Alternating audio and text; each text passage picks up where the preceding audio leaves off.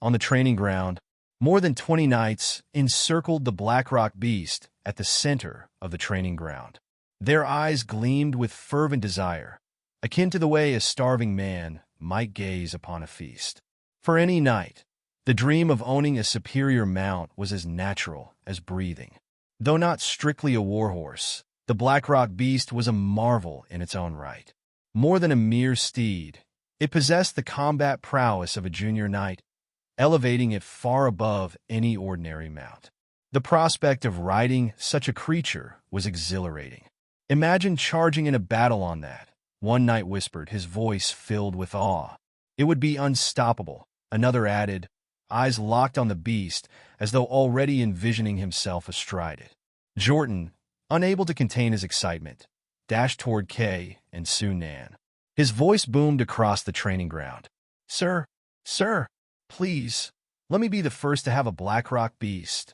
The other knights immediately bristled, their discontent bubbling to the surface. "Why should it be you, you ale-soaked fool?" one knight snapped. "I'm a middle-rank knight. If anyone deserves it, it's me," declared another, puffing out his chest. "Bah! Your rank means nothing. My riding skills are unmatched. I should have the honor." "Riding horses, maybe," someone muttered. "But this is a beast, not a mere horse." The argument escalated, voices rising in a cacophony of claims and counterclaims. One knight even shouted, "If riding women counts, then I'm clearly the most qualified." The crude comment earned a round of laughter, though it did little to ease the tension. Kay pinched the bridge of his nose, his patience wearing thin. With a sharp wave of his hand, he silenced the crowd. "Enough," he barked. "The first Blackrock beast goes to Braid." The knights fell quiet, their eyes turning toward Braid, who stood off to the side, his usual stoic demeanor momentarily broken by a look of surprise. Gratitude quickly replaced shock as he stepped forward and bowed deeply. "Thank you, sir. I won't let you down." Though some muttered their dissatisfaction under their breath, no one openly objected. Braid's reputation among the knights was solid. His strength and loyalty were well known, making him a fitting choice for such an honor.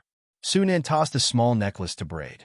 "This is the key to controlling the Blackrock beast," he explained.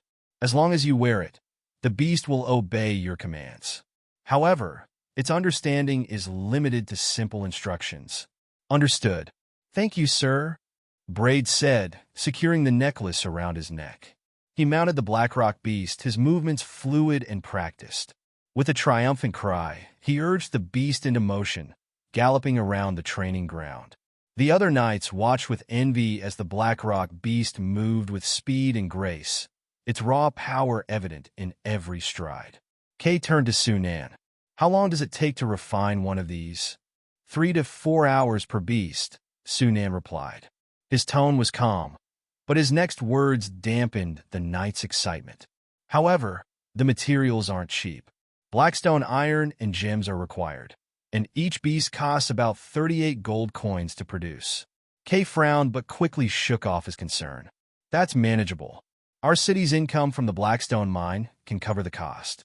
What matters most is strengthening our military.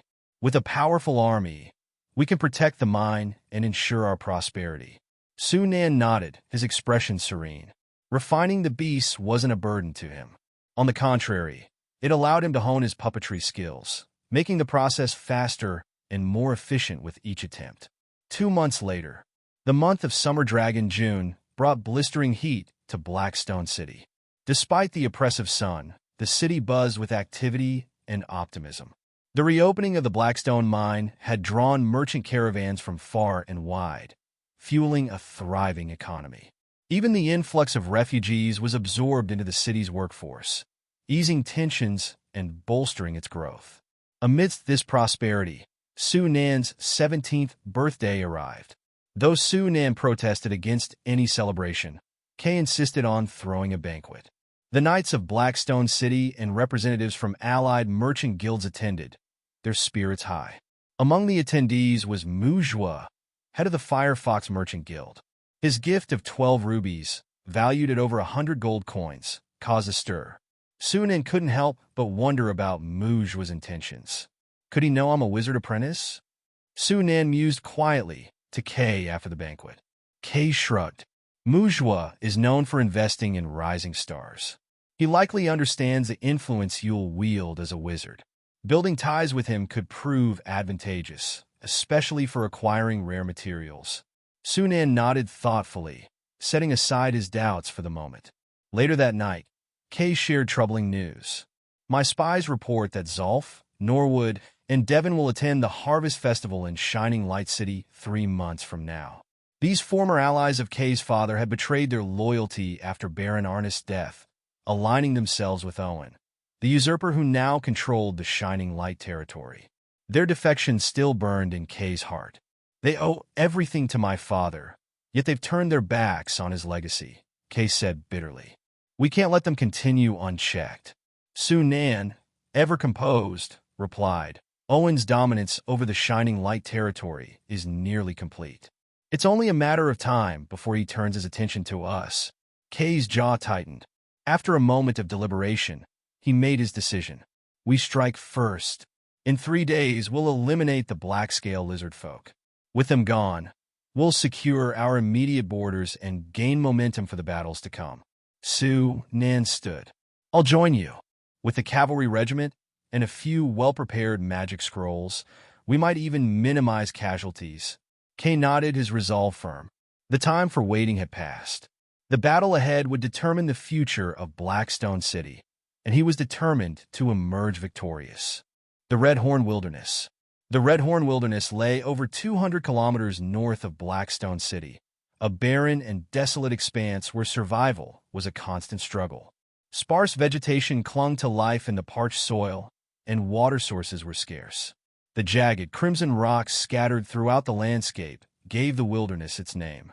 No intelligent species, save for the black-scale lizardfolk tribe, dared to reside in this harsh environment.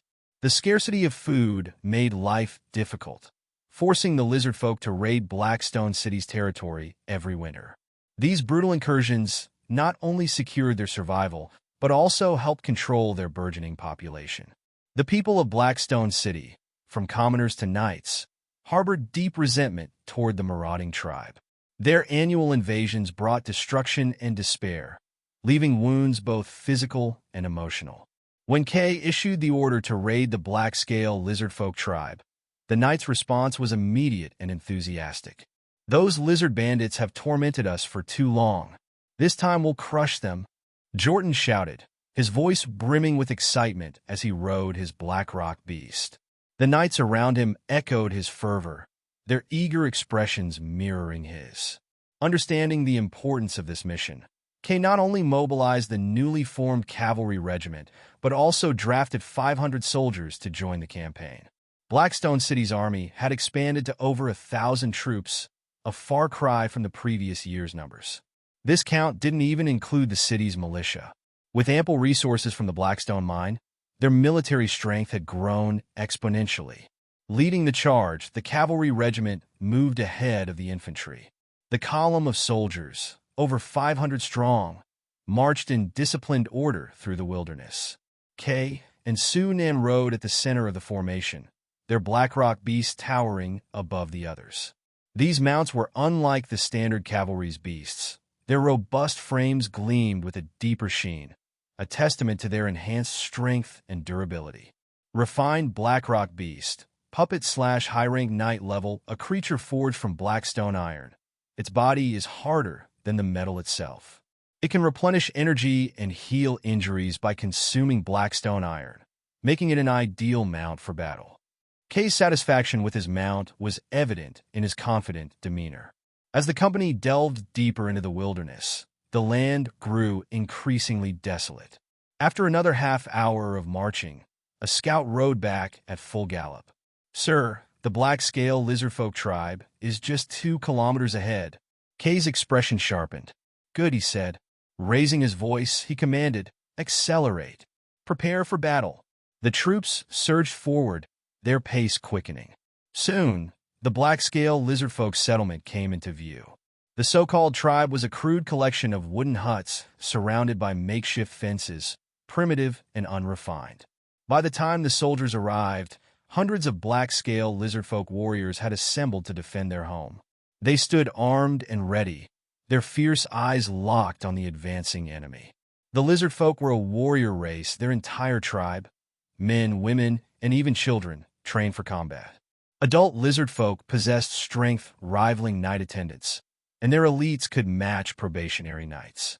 Those with a trace of dragon lizard bloodline, marked by red patterns on their scales, were even stronger, capable of challenging full-fledged knights. At the forefront of the lizardfolk's ranks stood their chief, a towering figure nearly 8 feet tall. His violent aura rivaled Kay's, a testament to his strength. This peak knight-level foe was a formidable opponent, and his presence sent ripples of tension through the soldiers. Kay, however, remained resolute. His knight's morale was unshaken, bolstered by the knowledge that they had a wizard in their midst. As the cavalry regiment prepared to charge, each knight retrieved a vial from their pouches. They pried open the corks and drank deeply. Brute Force Potion, a zero-order potion that temporarily enhances strength, crafted specifically for this battle. Sunan had personally prepared over 60 of these potions, ensuring every cavalryman had one. Under the potion's influence, even probationary knights could rival full knights in power. Charge! Kay roared, his sword held high. The cavalry thundered forward, slamming into the lizardfolk's defenses with the force of a battering ram. Blood sprayed, and limbs flew as the battle erupted. The combined assault of the knights and their Blackrock beasts proved devastating. The beasts' razor-sharp claws tore through scales and flesh, creating chaos in the enemy ranks. This was no ordinary cavalry. The synergy between the knights and their mounts overwhelmed the lizard folk, who had never faced such an organized and deadly force. At the rear, Sunan observed the battlefield with a critical eye. He nodded in satisfaction, recognizing the potential of the Blackrock Beast Cavalry. This unprecedented unit, a combination of human and puppet mounts, was a game-changer. Sunan turned his attention to a nearby knight-level lizardfolk. Chanting in an ancient tongue, he conjured a glowing orb of acid. With a flick of his finger, the acid splash spell launched toward his target. The lizardfolk barely had time to react before the acid struck, melting through scales and flesh. In moments, the creature collapsed lifeless. The gruesome display sent a wave of fear through the lizardfolk ranks. Their fierce determination faltered as they realized they faced not only swords and claws, but also an incomprehensible power. The tide of battle had turned. The black-scale lizardfolk, for all their strength and ferocity, were unprepared for the might of Blackstone City's forces and the wizard who led them. Hey, welcome to Firescale Audiobooks. If you enjoy our audiobooks, please consider subscribing to the channel. Also, feel free to share your review in the comments section below. Sunan's face was cold as he continuously released bursts of acid, each one splashing out. He aimed for the black-scale lizardfolk who were of knight rank. Within just over a dozen breaths, 7 black-scale lizardfolk had perished under his spells. The black-scale lizardfolk had already been at a disadvantage, and with Sunan's intervention, the situation became increasingly unfavorable for them. The scales of victory gradually tilted towards the Blackstone City side. Roar! Suddenly, a roar exploded. The black-scale lizardfolk chieftain, having noticed Sunan's threat, decided to eliminate this human with the strange powers first. However, before he could act, Kay intercepted him. Lizard Head, I'm your opponent. Kay sneered, swinging his sword in a powerful strike. The strength of a peak knight combined with the enhancement from the brute force potion caused a piercing, air-splitting roar as he slashed. The black-scale lizardfolk chieftain's pupils constricted in fear, and he dared not clash directly, hastily dodging backward. But in doing so, he also lost the opportunity to approach Sunan. Gilai. The black-scale lizardfolk chieftain uttered a strange, ear-piercing sound. Kay dismissed it as a frustrated curse and was about to continue his assault when he suddenly sensed something was wrong. He abruptly turned toward Sunan. A colossal black shadow, appearing from the rear of the battlefield, was rapidly charging toward Sunan. Bread noticed the shadow first. He abruptly turned, shouted in anger, and raised his Blackstone iron shield, colliding with the incoming shadow. Boom! Amidst the deafening sound, Bread flew out like a broken kite. The black shadow only took a few steps back, shook its head, and recovered. Taking advantage of this opportunity, Sunan also saw the true form of the shadow. It was a lizard, about 8 meters long, its entire body covered in cold, hard, black, and red scales. I didn't expect these lizard heads to play this kind of feint attack. Sunan scoffed, his face showing no sign of panic. He had discovered this monster earlier than Kay and Bread and had already prepared his spell. He immediately cast a sleep curse. This giant lizard had clearly awakened its dragon lizard bloodline. It could easily knock back Bread, who had consumed a brute force potion, in a physical confrontation. Its combat power was probably already at the peak night level.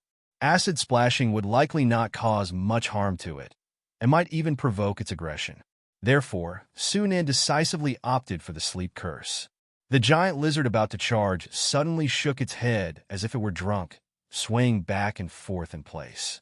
I have to say, it's indeed a different bloodline. Even the sleep curse can't completely subdue it. Sunan twitched the corner of his mouth, but he didn't hesitate. He pulled out a level 1 summoning technique spell scroll and activated it in an instant. In a flash, a shining 6-pointed star formation appeared on the ground a few meters ahead. As the light flickered, a creature emerged from thin air, barely resembling a humanoid figure. It was no more than a meter tall, enveloped in burning flames, and it opened its mouth, letting out a childlike, clear, and joyful laugh. A fire child? Good fortune indeed. A smile appeared on Sunan's lips. Summoning technique, as the name implies, can summon creatures from other worlds to obey the caster's commands and assist in battle. The summoned creature's strengths depend on the spell level, the caster's spiritual power, and luck. Level 1 summoning technique can summon creatures from other worlds with a strength level roughly between Intermediate Knight and Beginner Grand Knight. Fire children are creatures from the fire elemental plane, with a combat strength roughly equivalent to a peak knight. While he didn't manage to summon a creature at the upper limit of Beginner Grand Knight, a peak knight level creature from another world was already quite impressive. Under Sunan's orders, the fire child let out a cheer and rushed towards the giant lizard, which was still not fully awake, and hugged it. Almost instantly, the scales of the giant lizard that came into contact with the fire child softened and shrunk, turning into charcoal. The intense flames ignited, scorching the flesh underneath, sizzling. The excruciating pain instantly dispelled the remaining effects of the sleep curse on the giant lizard. It let out a deafening, mournful scream. It abruptly swung its massive body, rolling quickly on the ground, putting out the flames while escaping from the fire child. Then, it opened its blood-filled maw full of sharp teeth and ferociously bit at the fire child. However, physical attacks had limited effect on the fire child, an elemental creature. The sharp teeth passed straight through the fire child's body, causing little harm. Instead, the giant lizard itself was burned in its mouth by the flames, roaring in pain. The fire child laughed cheerfully, reaching out with its arms and charging again. Burning and flame. These were the two abilities possessed by the fire child. The former could inflict intense fire damage on any creature touched by the fire child. Even metal would melt into slag. The latter allowed the fire child to continuously emit high-temperature rays, and all creatures within a 10-meter radius of the fire child would continuously suffer from second-tier scorching damage. In simpler terms, the fire child was a walking source of high heat. Unless equipped with magic items that can isolate high heat, anyone who got close would face constant fire burns. The giant lizard clearly lacked the means to counter the fire child. Its scales could not withstand the intense flames. Under the fire child's pursuit, the giant lizard could only flee in a sorry state, completely lacking the fierce and formidable aura it had when it first appeared. Bread, having recovered, had just managed to climb to his feet. As he looked up, he saw this scene and instantly froze with wide eyes. What kind of monster is that? It can actually suppress that terrifying giant lizard. Not far away, Kay sighed in relief, secretly marveling in his heart. As expected of Sunan, his tactics were endless. To choose him as a target for a sneak attack was truly the wrong decision. The joyful laughter intertwined with the screams of pain, echoing through the battlefield. Despite trying its best to dodge and avoid direct contact with the firechild, the flame emitted by the firechild also caused the giant lizard unbearable agony. Within a short while, the giant lizard's body could no longer be found with a single intact scale. It was covered with appalling burn marks. After extinguishing the flames on its body once more, the giant lizard finally couldn't take it anymore. It rushed to a spot not far from Sunan, lay down on the ground, and kept shaking its head up and down. Its amber vertical pupils revealed a human-like plea, as if it were begging for mercy, to n/o/vel/b/forward/c/om. It's quite intelligent. Sunan chuckled in amazement. Rarely encountering such a rare species, he didn't want to kill it just like that. He stopped the firechild's pursuit and casually cast a sleep curse. Severely wounded, the giant lizard could no longer resist the effects of the sleep curse. Its eyelids fluttered a few times before falling into a deep slumber. Out of caution, Sunan didn't stop there. He patted the blackrock beast beside him and told it to suppress the giant lizard. Then he extended his hand and pressed it against the giant lizard's body, releasing a fatigue touch to drain the giant lizard's energy, ensuring that this behemoth was completely out of combat. Only after doing all this did he confidently shift his focus away from the giant lizard, turning his head towards the battlefield. In that instant, all the surviving black-scale lizard folk felt a chill run down their spines. Under their horrified gazes, the fearsome firechild rushed towards them with a joyful cheer. The battle ended in a mere 4 or 5 minutes. The arrival of Firebrand proved to be the final straw that broke the black-scale lizardmen's backs. Wherever the little guy went, black-scale lizardmen turned into blazing torches, consumed by fire, screaming in agony as they rolled on the ground, ultimately turning into charred corpses. Even the black-scale lizardman chieftain, though strong, could only hold out for a while longer against Firebrand's attacks before finally suffering the same fate. One could say that Firebrand, as an elemental creature, was the perfect counter to the black-scale lizardmen, who lacked even martial energy and relied solely on their physical strength. After the battle, everyone began to clean up the battlefield. Every soldier passing by Sunan would sneak a glance in his direction, their eyes filled with awe. While Firebrand was terrifying, the fact that Sunan could summon such a creature filled them with even more respect. The soldiers who hadn't participated in the battle in the Blackstone mine area were especially shocked. They never imagined that the skinny Sunan, their young master, would be so powerful. His strange, mysterious power seemed to be even stronger than that of their lord. At that moment, they suddenly understood why those knight commanders always treated Sunan with such deference. It was clearly out of respect for his strength. After today's battle, the news of me becoming a wizard apprentice will probably be impossible to suppress. Noticing the soldiers' gazes, Sunan silently considered this. He didn't mind too much, as such things couldn't be kept secret for long. As Blackstone City's knights grew in number, and as the Blackrock Cavalry Regiment became more active, more and more people would surely investigate the reasons behind it all. By then, he wouldn't be able to stay low profile, even if he tried. There were still some black-scale lizardmen elders, children, and women left in the tribe, about 60 or 70 in total.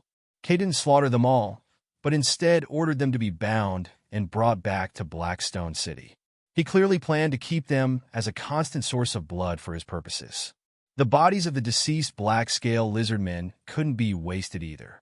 Their blood was drained, stored in special preservation containers, and taken back.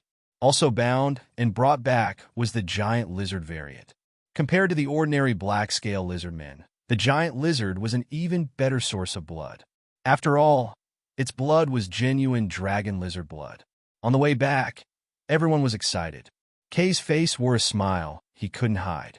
This battle had completely eliminated the black-scale lizardmen, a festering tumor.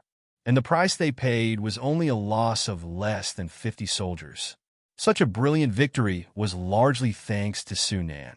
He alone had eliminated 70 or 80 black scale lizardmen, including nearly 10 night-level black scale lizardmen elites.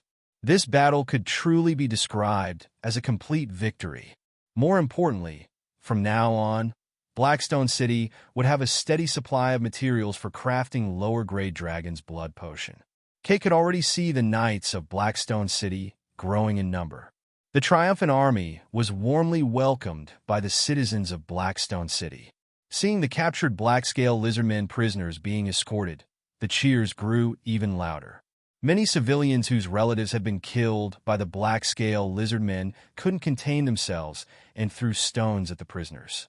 The soldiers didn't stop them, pretending not to see, letting the civilians vent their frustration. Back at the inner keep, Kay ordered the old steward, Gale, to prepare food and wine, holding a celebratory banquet. The knights, led by Jordan, responded enthusiastically. The inner keep was enveloped in an atmosphere of joyous celebration for the entire night. After the battle, Blackstone City returned to its path of development. Sunan also began to get busy. Aside from meditation, he spent most of his time crafting lower-grade Dragon's Blood Potion. A vast amount of black-scale lizardman blood was transported into Sunan's laboratory, then transformed into lower-grade Dragon's Blood Potion. Almost every day, Blackstone City saw the birth of new knights. It wasn't until all the black-scale lizardman blood from the battle was used up and they started extracting blood from the captured black-scale lizardmen that Sunan slowed down his crafting of lower-grade Dragon's Blood Potion. However, at this point, his attention began to shift to the giant lizard variant. The giant lizard's vitality was extremely strong. After 10 days of recovery, the wounds left by Firebrand had completely healed. Sunan specially used Blackstone iron to synthesize a batch of high-quality metal, crafting a huge cage to confine the giant lizard. To prevent it from escaping, he would give it a fatigue touch every day, turning the giant lizard into a scared creature that cowered at the sight of him. In the giant metal cage, with the giant lizard staring at him with a look of utter misery, Sunan, as usual, extracted a large tube of blood from its body before exiting the cage, closing the door and securing the lock. The giant lizard's dragon lizard blood concentration was even higher than he had expected, reaching 18.35%. If he were to use black-scale lizardman blood, it would take about 20 times the volume to synthesize dragon lizard blood with such a high concentration.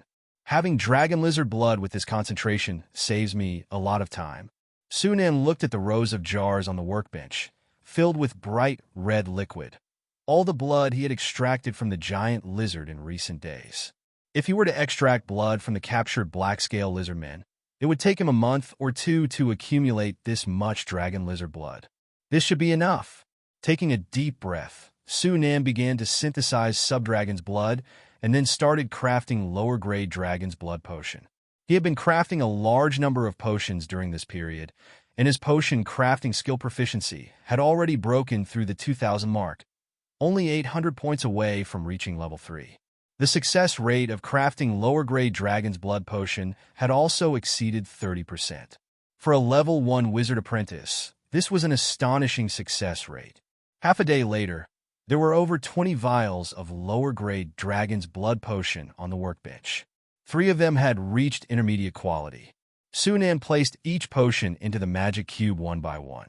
After placing 3 intermediate and 5 lower-grade Dragon's Blood Potions, the potion on the synthesis interface finally underwent a qualitative change. Dragon's Blood Potion, Tier 1/lower grade. Consuming this potion can strengthen one's physique. The specific strengthening amount depends on the user's physique. The weaker the physique, the stronger the effect. Repeated consumption will weaken the effect. The user's physique must be at least 5. Not bad. A satisfied smile spread across Sunan's face. If he had tried to craft Dragon's Blood Potion directly, with his current potion crafting skill at only level 2, the success rate would probably be a paltry single digit. Even if he were lucky enough to craft one, the cost of the materials would be at least 6 or 7 times higher than it is now. Compared to that, crafting lower-grade potions and then using the magic cube to synthesize them into higher-grade ones was definitely more cost-effective. Snapping out of his thoughts, Sunan didn't hesitate to synthesize the potion and immediately consumed it. His current physique was 5.61, just meeting the requirements for consumption. A familiar hot current surged through his body, instantly coursing through his limbs and body. Sunan felt as if his entire body was submerged in scalding lava, experiencing intense pain mixed with a thrill he couldn't hide. After a while, the strange sensations slowly subsided. Sunan took a deep breath, feeling like his muscles and bones had become denser, and his body was filled with a powerful surge of energy, as if it could explode at any moment. Looking at his stats, his physique attribute had become 11.46, an increase of nearly 6 points. It really is a Tier 1 potion. Sunan beamed. In terms of physique alone, he was now almost on par with a mid-level knight. His physique had even surpassed his 11.35 spiritual power. One could only say that strengthening one's body was almost effortless for a wizard apprentice, compared to increasing their spiritual power. The Star Ring meditation method only needs another 3,000 points of proficiency to reach level 4. At this rate, it'll only take another month or so. Thinking about his upcoming promotion to level 2 wizard apprentice, Sunan couldn't help but feel excited. n/o/vel/b/in.c//om. Snapping out of his joy, he used the remaining lower-grade dragon's blood potions to synthesize another dragon's blood potion. This one he didn't plan to take for himself. He was going to give it to Kay. One person can only consume 4 to 5 dragon's blood potions. After that, it won't have any effect. But that number should be enough for Kay to become a great knight.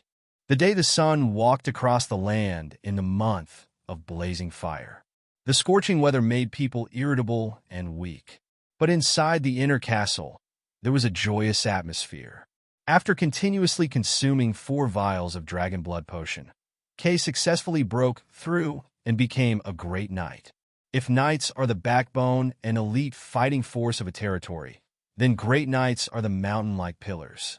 In any country, great knights are undoubtedly a high-end combat force. A great knight who has mastered the externalization of martial energy is like a tank-level war beast on the battlefield, invincible. With Kay's promotion to Great Knight, the shadow looming over Blackstone City from Shining Light City seemed to dissipate somewhat. The festive atmosphere outside could not affect Sunan. After his Star Ring meditation method was only a little over 200 proficiency points away from upgrading, he shut himself in the meditation room, instructing others not to disturb him, and focused on preparing for his promotion. 3 days later, Sunan sat cross-legged on the floor, his eyes closed. Deep in his sea of consciousness, tiny energy particles merged into the 3rd Star Ring illusion, filling in the last bit of its illusory form. The moment the entire star ring solidified, an unprecedented tremor surged like a tidal wave, instantly engulfing his consciousness. In silent tranquility, Sunan felt as if he was drifting in the boundless starry galaxy, with waves of invisible warmth flowing through his body, both inside and out. The indescribable ultimate joy brought by the ascension of his life essence filled every corner of his being. After an unknown period of time, Sunan gradually regained his senses and opened his eyes. The world before him seemed to have been wiped clean of a layer of hazy dust, becoming much clearer. Is this the feeling of promotion? A strong sense of joy surged through Sunan's heart. He hurriedly opened his panel. Sunan Arnest, human male, 17 years old. Spirit 13.25/Constitution 12.02. Skills. Star Ring Meditation Method LV4 3/20,000. Potion Making LV2 2641/3000. Creature Modification LV1 527/1000. Puppetry Refining LV2 816/3000. My spiritual power increased by 1.27, a little less than expected, but it's normal considering my original spiritual power was already close to 12. Constitution hasn't changed much, only increased by less than 0.5. A genuine smile bloomed on Sunan's face. From this moment on, he was a second-rank sorcerer apprentice. In the current Starlight Continent, a second-rank sorcerer apprentice is undoubtedly considered a strong individual. He had taken another solid step on the path to becoming a wizard. Taking a deep breath, Su Nan calmed the surging emotions in his heart and began to study the improvements brought by this promotion. First, the most obvious change was the increased casting speed. Magic techniques like Master's Hand, Acid Splash, and Sleep Curse all had their casting preparation time reduced by about 1/3. An increase of only 1 or 2 points of spiritual power was clearly insufficient to produce such an effect. Su Nan guessed that it was because his spiritual power had broken through a certain threshold at 12 points, leading to a qualitative change from a quantitative increase, which was why his casting time had been significantly shortened. Although it was only a reduction of 1/3 in casting time, in the ever-changing battlefield, even a blink of an eye could potentially determine the outcome. For a wizard apprentice, casting time was equivalent to life. Silent casting and instant casting. Such super magic techniques require the promotion to third-rank sorcerer apprentice to learn and master. At this stage, reducing the casting preparation time to around 1 second is basically the limit. The second change was the control over energy particles. Snap! Su Nan snapped his fingers, and a pale blue glow suddenly lit up around him. A layer of water vapor emerged out of thin air, soaking him from head to toe. Then, a fiery red glow lit up around him, and wisps of white water vapor rose, instantly evaporating the moisture, leaving him refreshed. With the promotion to second-rank sorcerer apprentice, his spiritual power underwent a qualitative change. Now, Su Nan could preliminarily manipulate energy particles, utilizing their properties to achieve effects close to magic. For example, using water-type and fire-type energy particles to cleanse his body NOV. LB //JNN. In addition, energy particles could also be used in combat. Su Nan stretched out his palm, and a flash of azure light suddenly appeared in his palm. The next second, there was a crackling sound, and countless tiny arcs of electricity appeared out of thin air, wrapping around his palm and flickering. Then, lightning transformed into blazing flames, followed by a series of roaring wind scrolls, pure white frost, ominous black shadows. Various elements appeared in succession. Second-rank sorcerer apprentices could materialize energy particles into elemental entities for attacks, or they could attach energy particles to weapons or their own bodies, imparting various elemental properties. For example, attaching fire-type energy particles to a weapon, adding fire damage. Attaching wind-type energy particles to the body, making the body more light and nimble. And so on. This was also why second-rank sorcerer apprentices were far more powerful than first-rank sorcerer apprentices. Even without casting spells, a second-rank sorcerer apprentice, relying on their own strong physique and the assistance of energy particles, could easily crush any level of knight. If they added spells to the mix, it wouldn't be a problem to face a great knight head-on. Not to mention that second-rank sorcerer apprentices could also use magic items and contract magical companions. Speaking of magic items, Su Nan's expression shifted, and he looked at the bloodvine ring he had been wearing on his index finger since he brought it back from the Blackstone mine area. Before, he could only sense the energy particles contained within the ring, but could not manipulate them. But now, with a thought, he could activate the ring's magic properties at any time. The power of the bloodvine ring was enough to become one of his trump cards. There are also energy runes. Now I can create energy rune gemstones. Magical companions are also on the agenda. Magical companions are a type of magical creature. They are originally ordinary animals, strange beasts, or unusual species with special bloodlines. After contracting with a wizard, they awaken special abilities and transform into magical companions. Magical companions are divided into auxiliary types and combat types. Auxiliary magical companions are mostly various types of spirits, such as fairies, sprites, etc. These types of magical companions usually have strong plant spirituality and can naturally communicate with magical plants. They are very suitable for acting as gardeners to cultivate magical plants. In addition, some magical companions are used by wizard apprentices as experimental assistants. The types of combat magical companions are much more diverse. From small animals like bats, cats, lizards, owls, snakes, toads, to ferocious strange beasts comparable to knights, they can all be transformed into combat magical companions, assisting wizard apprentices in battle to kill enemies. Some powerful magical companions can even become wizard apprentices' trump cards, playing an indispensable role. The stronger the original creature, the stronger it will be after being transformed into a magical companion. For the first time contracting a magical companion, the transformation target must be carefully selected.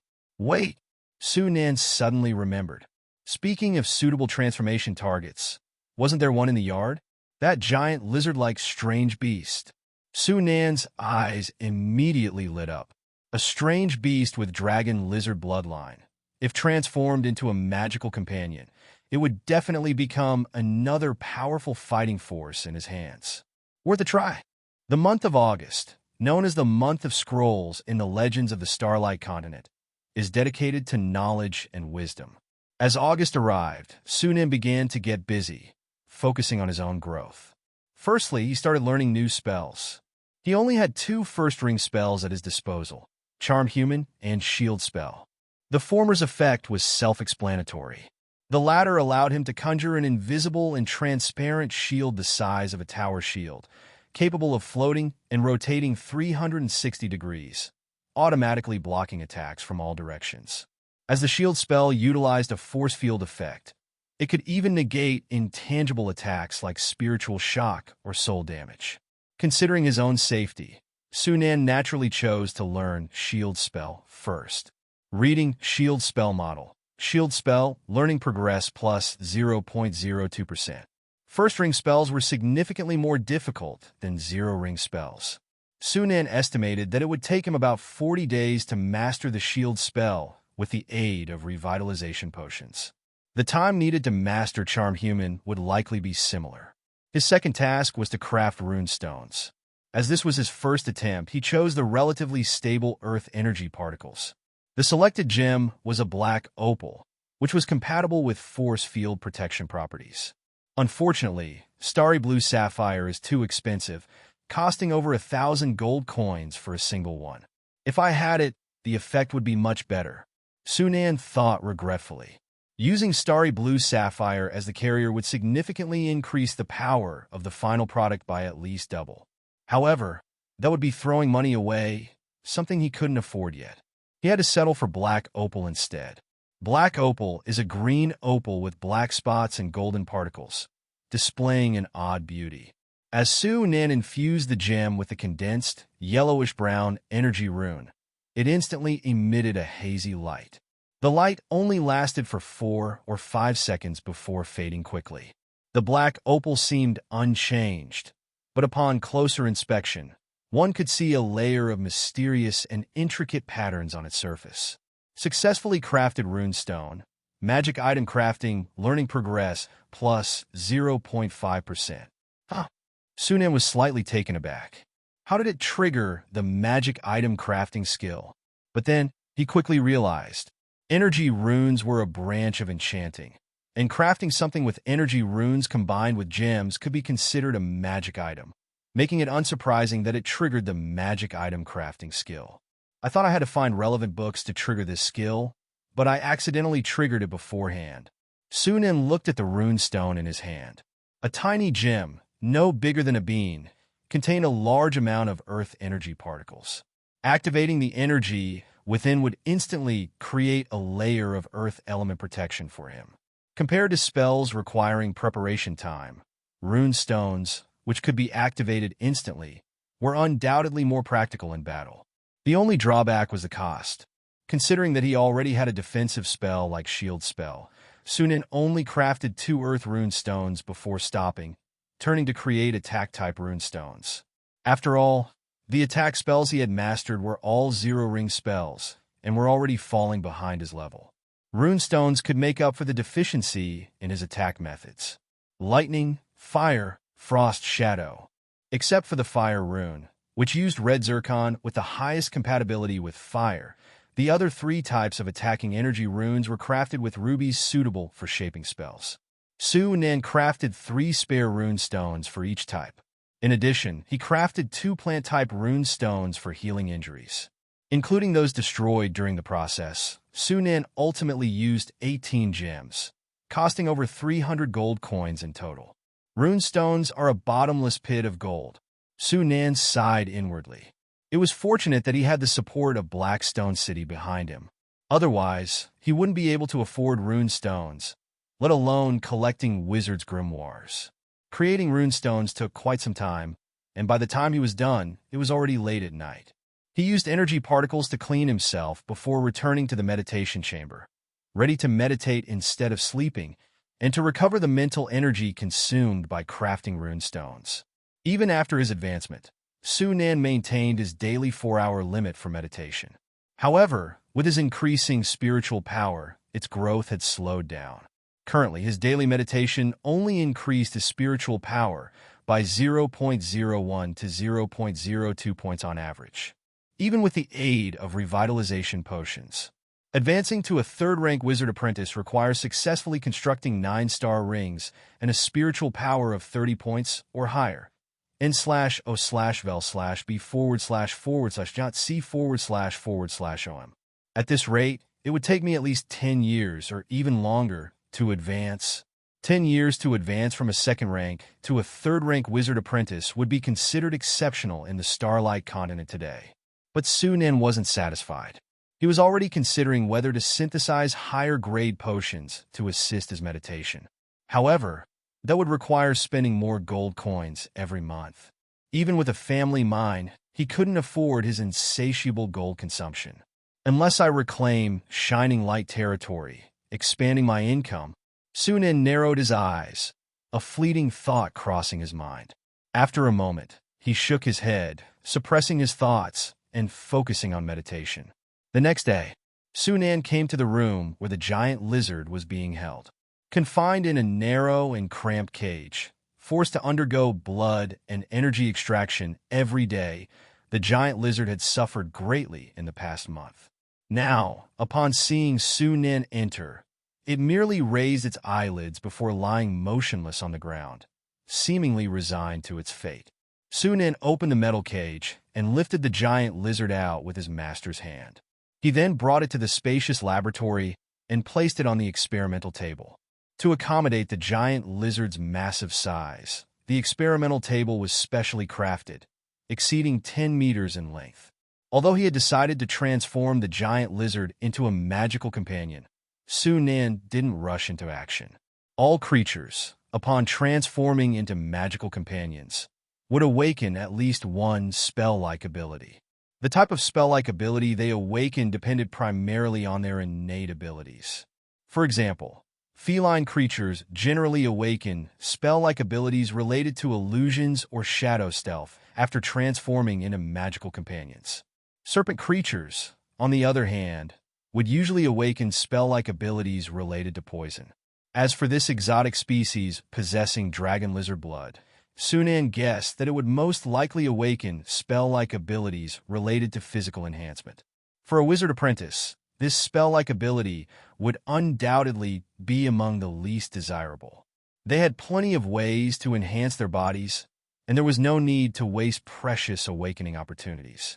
Therefore, Su Nen planned to modify the giant lizard's body before officially signing the contract to transform it into a magical companion, giving it an additional ability that might allow it to awaken something other than physical enhancement during the transformation process. As for the direction of body modification, the book he obtained earlier, Extraction and Modification of the Green Chameleon's Abilities, could be used for this purpose. Even though you're not a chameleon, you belong to the same order of lizards and should have decent compatibility with color-changing abilities. Su Nen reached out, and a cage on the table behind him floated towards him, landing in his palm. Inside the cage was a green chameleon. While not a magical creature, this species was still quite rare. He had to rely on Mujua from the Firefox Trading Company to find enough for experimentation. Swoosh! Su Nen waved his hand again, and a sharp surgical knife appeared in his hand. At this point, the giant lizard finally sensed something amiss and began to struggle frantically, but its weakened body was unable to escape the master's hand's restraint.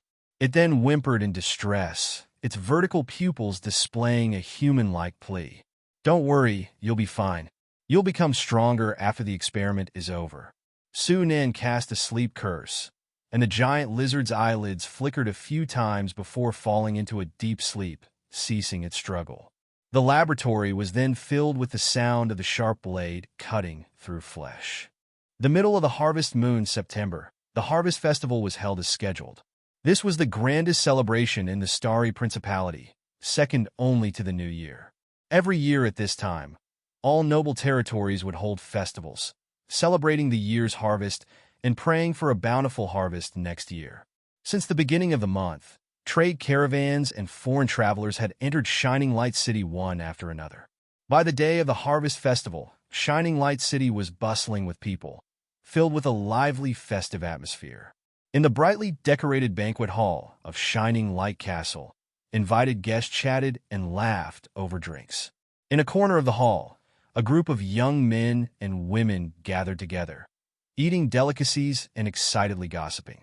"I heard that Earl Storm has been unconscious and hasn't woken up yet. His sons are fighting like mad for the title, almost spilling their brains. That's normal, after all, that's an Earl title. If I were them, I'd fight for it too." It's said that Countess Storm hired a wizard to treat Earl Storm. TSK, it turns out that the legendary wizards really exist. Just a bunch of charlatans only know some tricks like juggling. They're no different from the magic performers in the circus. I heard about it too. That so-called wizard couldn't cure Earl Storm's illness in the end. Later, he was stabbed to death by Earl Storm's second son. The legend of wizards had a significant market in high society. As the topic unfolded, many people showed interested expressions, holding their wine glasses and joining the conversation. Speaking of which, Blackstone City seems to have produced a wizard too. "You mean the second son of the previous Baron of Shining Light, Su Nan? I heard that Blackstone City was able to develop to its current state because of him behind the scenes." "Really?" When Kay and Su Nan were expelled from Shining Light City and exiled to Blackstone City, almost no one was optimistic about this pair of brothers. After all, Blackstone City was located on the border of the Golden Rock Province. Its geographical location was unfavorable, and it had the black-scale lizardmen as a serious threat on its side. Its development potential was pitifully low. With such a bad hand, the two brothers were simply no match for the current Baron of Shining Light. N/O/vel/B/C/C/OM. Once Owen consolidated his control over the territory, he would be free to deal with them. In the eyes of everyone, the brothers were almost as good as dead. However, the subsequent development took an unexpected turn. Not only did Blackstone City restart the Blackstone mine area, bringing in a steady stream of gold, but it also wiped out the black-scale lizardmen. Now, Blackstone City, anyone could see its thriving and promising development potential. If Blackstone City were allowed to continue developing, in a few years, it might become one of the top cities in the Golden Rock Province. Many people were trying to figure out the reason behind the changes in Blackstone City. Hearing that it might be related to Su Nan, many present were skeptical. After all, Su Nan's shy and introverted personality was no secret in the aristocratic circles, and he was far behind his talented elder brother. It was unthinkable that such a person would be the mastermind behind Blackstone City's transformation. "The wizard stuff is nonsense," a young man snorted disdainfully. "Su Nan is a good-for-nothing who can't even cultivate a breathing technique. What big things can he do? Blackstone City just got lucky. It's nothing to be concerned about. My father can easily take care of them, even without Lord Owen's intervention." Someone recognized the young man as the son of Lord Zolf, who had been the first to side with Owen, and smiled without contradicting him. The conversation quickly shifted to other topics. Although Blackstone City had been in the limelight recently, as Lord Zolfson had said, no one believed that it could compete with Owen, who had almost controlled the entire territory of Shining Light. Even without the elite cavalry regiment of Owen, any of the three lords could easily deal with Blackstone City. Meanwhile, in the council hall, Owen sat opposite the three lords. My two nephews really surprised me. They managed to create such a big commotion without a sound. It seems I underestimated them. Owen gently swirled the wine in his glass, the crimson liquid shimmering in the light. Restarting the Blackstone mine area, wiping out the black scale lizard men, and forming a cavalry regiment.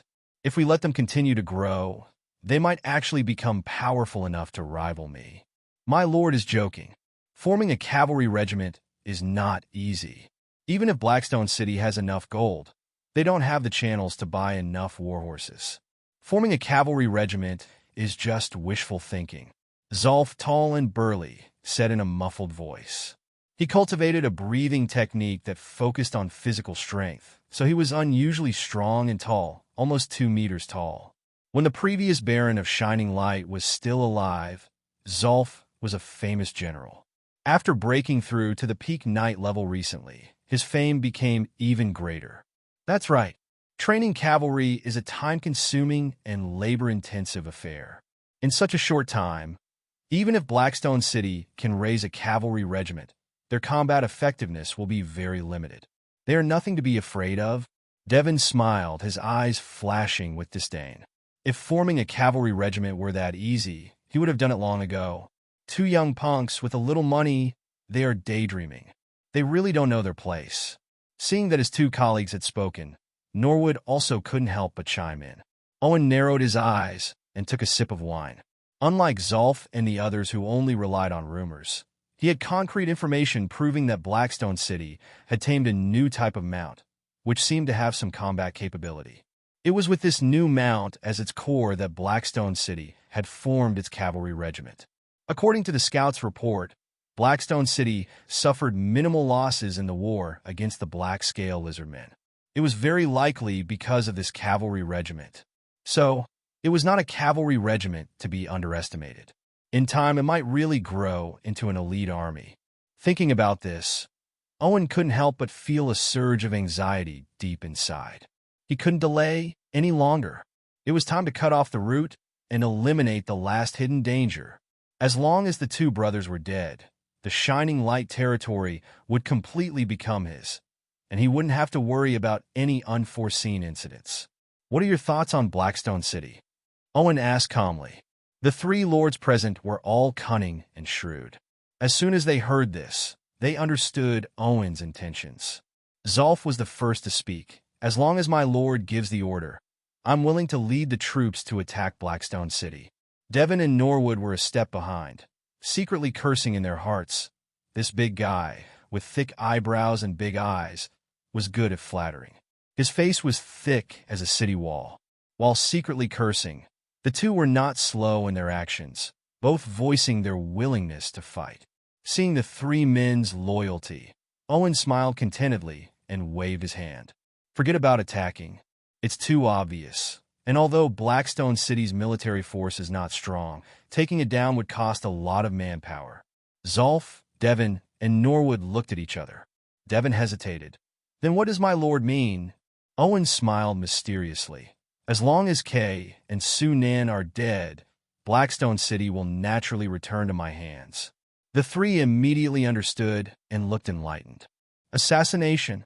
This was almost a common skill among nobles. It's just that this kind of thing was generally not assigned to one's own people, lest one be caught. But if they didn't use their own men, where would Lord Owen find someone to hire? It was said that Kay had already advanced to a great knight. Assassinating a great knight wouldn't be easy. Blackstone Castle, Courtyard. Su Nan stood in front of the banyan tree, his eyes fixed on the trunk. To the naked eye, the area in front of the tree was empty. Even with careful observation, nothing could be seen. Only Su Nan could sense the presence of something there. Charge! Su Nan suddenly spoke. The moment his words fell, a whistling sound suddenly echoed through the void. Although there was nothing in front of him, a clear rustling sound could be heard, as if some creature was crawling rapidly along the ground. And at that moment, a barely noticeable distortion finally appeared in the void that had been empty just moments ago. The n/o/vel/ B// and C//OM. All right, Sunan said. The next moment, a giant lizard figure appeared out of thin air on the ground about 10 meters away. Amber-colored vertical pupils revealed a human-like, ingratiating expression, and it let out a low whine, as if trying to curry favor with Sunan. Sunan laughed, and could only praise. Well done. After more than half a month of experimentation, during which he had failed more than 10 times, he finally managed to transfer the chameleon's color-changing ability to the giant lizard, and further strengthened its effect. The giant lizard, having gained the ability to change color, could now instantly change its form to match its surroundings, achieving a near-invisible effect. Only during high-speed sprints would a trace of its presence be revealed due to the lag in its form transformation. Of course, unless it was a wizard apprentice or a great knight with exceptionally keen eyesight, ordinary people would not be able to detect this trace at all. But this ability wasn't without its downsides. While it was fine when standing still, once it started moving, its footsteps and the sound of its body rubbing against objects would betray its position. Sunan had no good solution for this. After all, even the real invisibility spell had the same flaw. There are flaws and there are flaws. Anyway, the color-changing ability is only a foundation for transforming a magical companion. I hope you can awaken a more powerful ability on the basis of the color-changing ability. The giant lizard didn't quite understand Sunan's meaning, but it simply let out a low, cautious whine. Sunan didn't mind, using his master's hand to scoop up the giant lizard and then walk into the laboratory. It was a laboratory that had been temporarily cleared out. A contract magic array composed of countless intricate patterns had already been drawn on the floor beforehand, shining with a faint black sheen under the candlelight, exuding an indescribable, peculiar charm. Placing the giant lizard in the center of the array, Sunan then cast a sleep curse. The somewhat anxious giant lizard instantly fell asleep. Sunan then used a small knife to cut his thumb and pressed it against the edge of the array. As blood spread along the patterns, the array suddenly burst into bright light. Countless black and red mists appeared out of thin air, drifting around to completely envelop and cover the giant lizard's massive body. The mist continued to seep into its rough, thick skin. Crack! Crack! A series of fine crackling sounds suddenly sounded, and the giant lizard's bones expanded, piercing through its thick skin, revealing their white brilliance in the air. In a short time, the giant lizard's entire body had become a giant skeletal structure nearly 10 meters long, hanging with tattered flesh, curled up on the ground, nearly filling the entire laboratory floor. Sunan was forced to retreat to the doorway, but his eyes remained fixed on the giant lizard, holding a plant rune gemstone in his hand, ready to activate it to heal the giant lizard at any moment. The transformation process for magical companions was not a 100% success rate. The more powerful the creature, the lower the success rate of transforming it into a magical companion. For a creature like the giant lizard, which possessed dragon lizard bloodlines, the probability of failure was at least 50% or higher. Even with the assistance of rune gemstones, the success rate could only be increased by 1 or 2%. The giant lizard's bones continued to grow, quickly exceeding 15 meters, but there was no sign of flesh proliferation, looking like a skeletal giant lizard. Seeing this, Sunan decisively activated the rune gemstone, and a gentle, light green glow immediately enveloped the giant lizard's entire body. However, the giant lizard remained motionless and unchanged. Did it fail?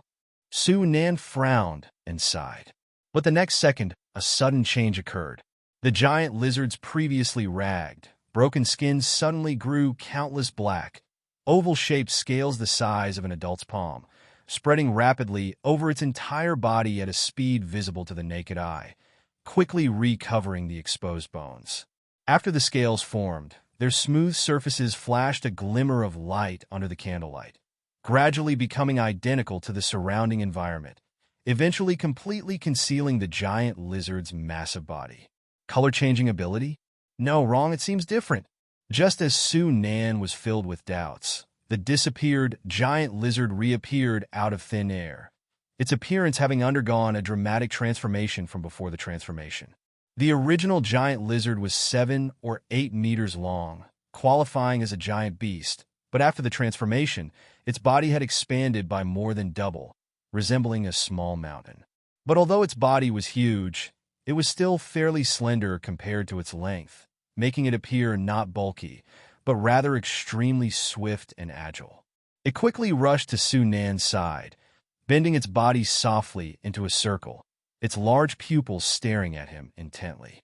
Although its appearance was quite ferocious, Su Nan could feel the admiration and closeness that the giant lizard was conveying through the connection between their souls.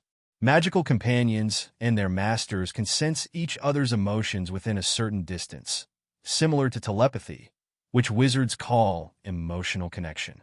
And as the wizard's spiritual power increases, they will later evolve abilities such as shared vision, shared magic techniques, and even more spell-like abilities.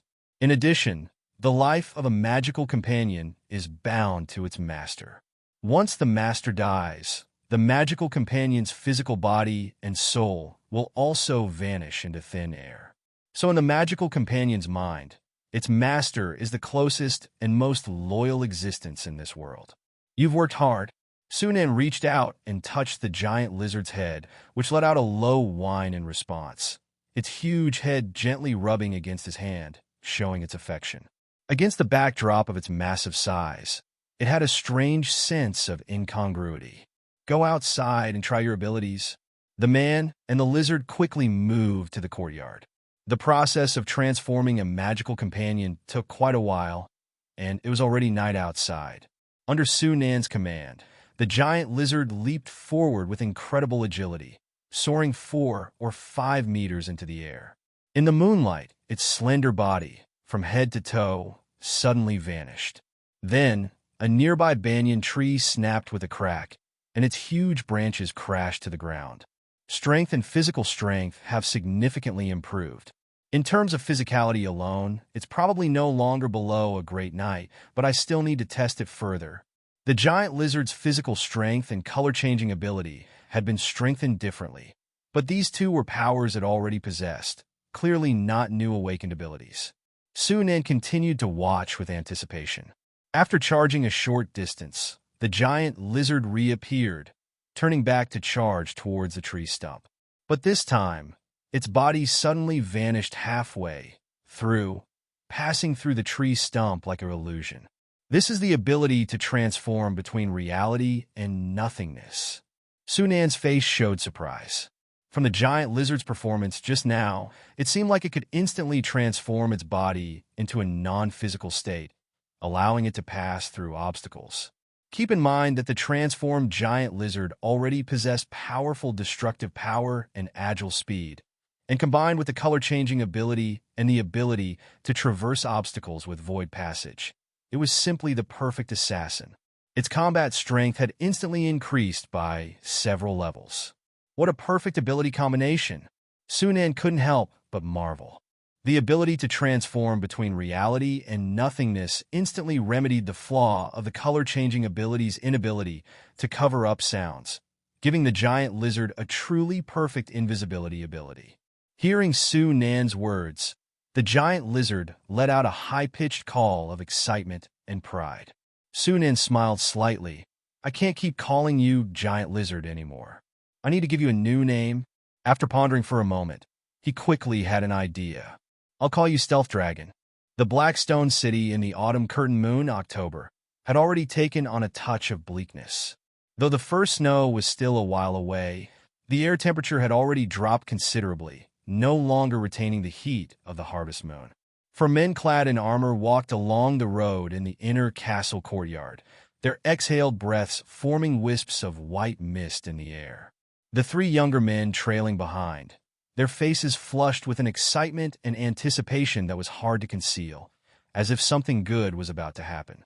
After walking for a while, one of them finally couldn't help but ask the leading Joran, Joran, are there any precautions we need to take when consuming that lower-grade dragon blood potion? Joran glanced back at the young man who had spoken, his face beaming. He waved his hand dismissively, saying, Look at how nervous you are. Nearly 100 people have already consumed the lower-grade dragon blood potion before you. No one has had any problems. Just relax." The young man scratched his head sheepishly, saying with a forced smile, "I'm not worried.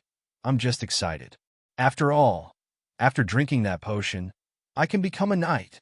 The other two nodded in agreement, their faces filled with excitement. After all, it was a knight. A knight, renowned as a beast on the battlefield, a nobleman in the making. They had been training hard for many years, hoping to become knights in their lifetime, to bring glory to their families. But they never imagined that their dream would be realized so soon. They still felt a sense of unreality even now. NOVLB //JNN. I understand your feelings.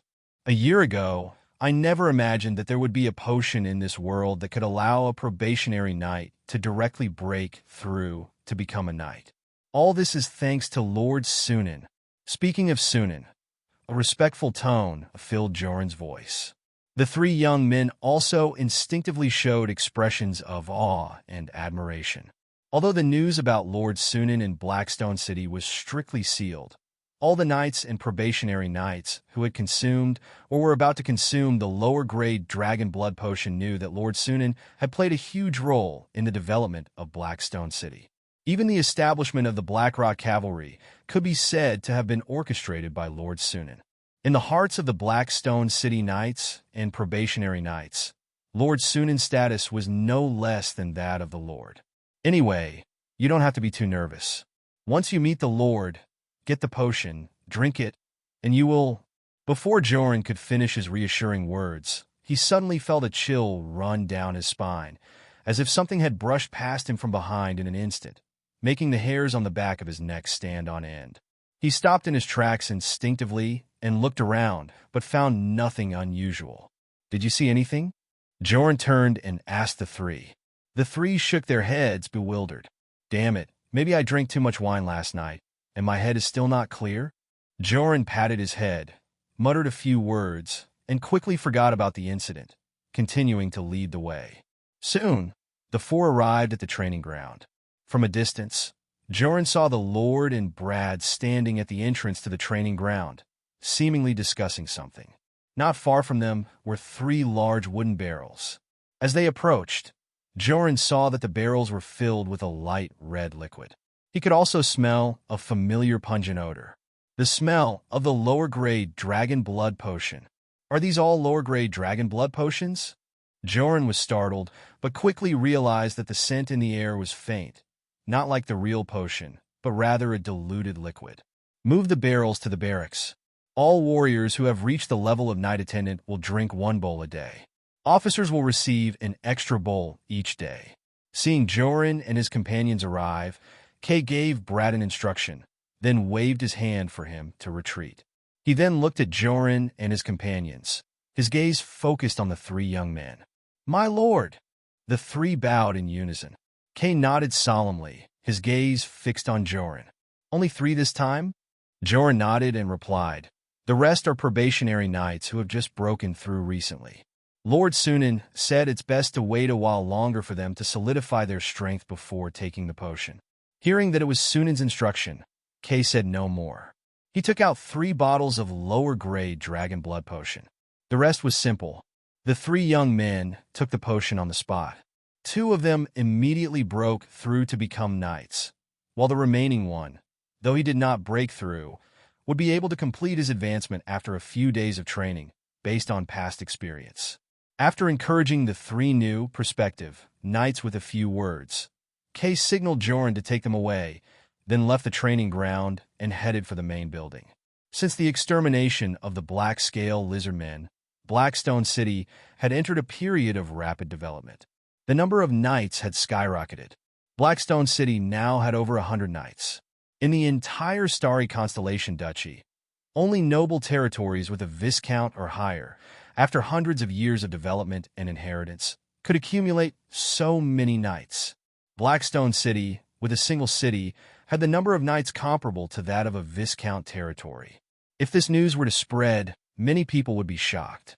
Unfortunately, All the blood obtained from exterminating the black-scale lizardmen has been used up. Now, we can only extract blood slowly from the captives. Sunan's potion production speed will also slow down considerably. But it's also a good thing. The lower-grade dragon blood potion was used a bit too much recently, causing a gap in the probationary knights in the army. This is a good time to cultivate more probationary knights. Kay thought of the dragon blood potion that Sunan had recently researched. The effect of that potion far surpassed the lower-grade dragon blood potion. Just 4 bottles had allowed him to cross the threshold that countless knights had dreamed of, reaching the level of Great Knight. It was simply incredible. The only pity was that the production was extremely low. So far, only he and a few senior knights like Brad had consumed it, thus advancing to peak knight. It's a pity that Blackstone City is currently in dire need of time. If you give me a few years to develop, reclaiming Shining Light territory will be easy. As he was pondering, Kay suddenly saw the old butler, Gawler, leading 6 or 7 servants passing by. They were carrying several sheep that had been plucked of their wool. Gawler quickly noticed Kay and stopped to salute. "My lord," Kay hummed in response and pointed at the sheep, asking, "Where are you taking these?" Gawler said, "To Lord Sunan's courtyard." Kay quickly remembered that Sunan's courtyard seemed to be keeping a giant lizard captured from the black-scale lizardman tribe, and it ate a lot of meat every day. But he glanced at the 3 sheep, a little confused. Was the giant lizard's appetite growing? He had just heard Joran say that it only ate 1 sheep a day. Curious, but Kay didn't ask any further, just waved his hand for Gawler and his companions to leave. Anything related to wizards was shrouded in mystery and strangeness, and it was difficult for outsiders to understand. He wasn't interested in delving into it, as long as he continued to support Sunan. After all, Sunan's strength was Blackstone City's strength. The brightly lit study was peaceful and quiet. The occasional sound of turning pages could be heard. Sunan sat behind his desk, diligently reading through a book. In the invisible void around him, prompts regarding his spell learning progress flashed every so often. Shield spell. Sunan had successfully mastered it. Now he was learning, enthralling humans with the progress bar exceeding 90%. It would be mastered in a couple of days. But after that, he wouldn't have any more spells to learn. Even though I've commissioned the Firefox Trading Company, it's not easy to find a suitable first-ring spell. I wonder how things are going. Sunan closed the book and muttered to himself. Suddenly, his expression changed. He looked up towards the room's entrance, a smile appearing on his face. "Where have you been running off to? Haven't you been up to any mischief, have you?" "Hiss!" A raspy sound was his reply. As if an invisible curtain was lifted, a giant lizard suddenly materialized near the doorway, shaking its head at Sunan. Perhaps due to being confined in a cage for too long, the stealthy dragon had completely gone off the rails after being released. It spent its days running around the inner castle.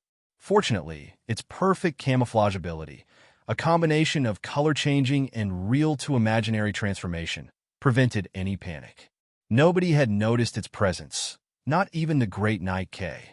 Sunan had to admit that his luck was truly amazing. His very first contracted magical companion had awakened with such a powerful ability. In terms of physical strength alone, the stealthy dragon was at the level of a beginner Great Knight. But with its ability to change color and switch between real and imaginary states, even an advanced Great Knight could be killed by its stealthy attack if they were not careful.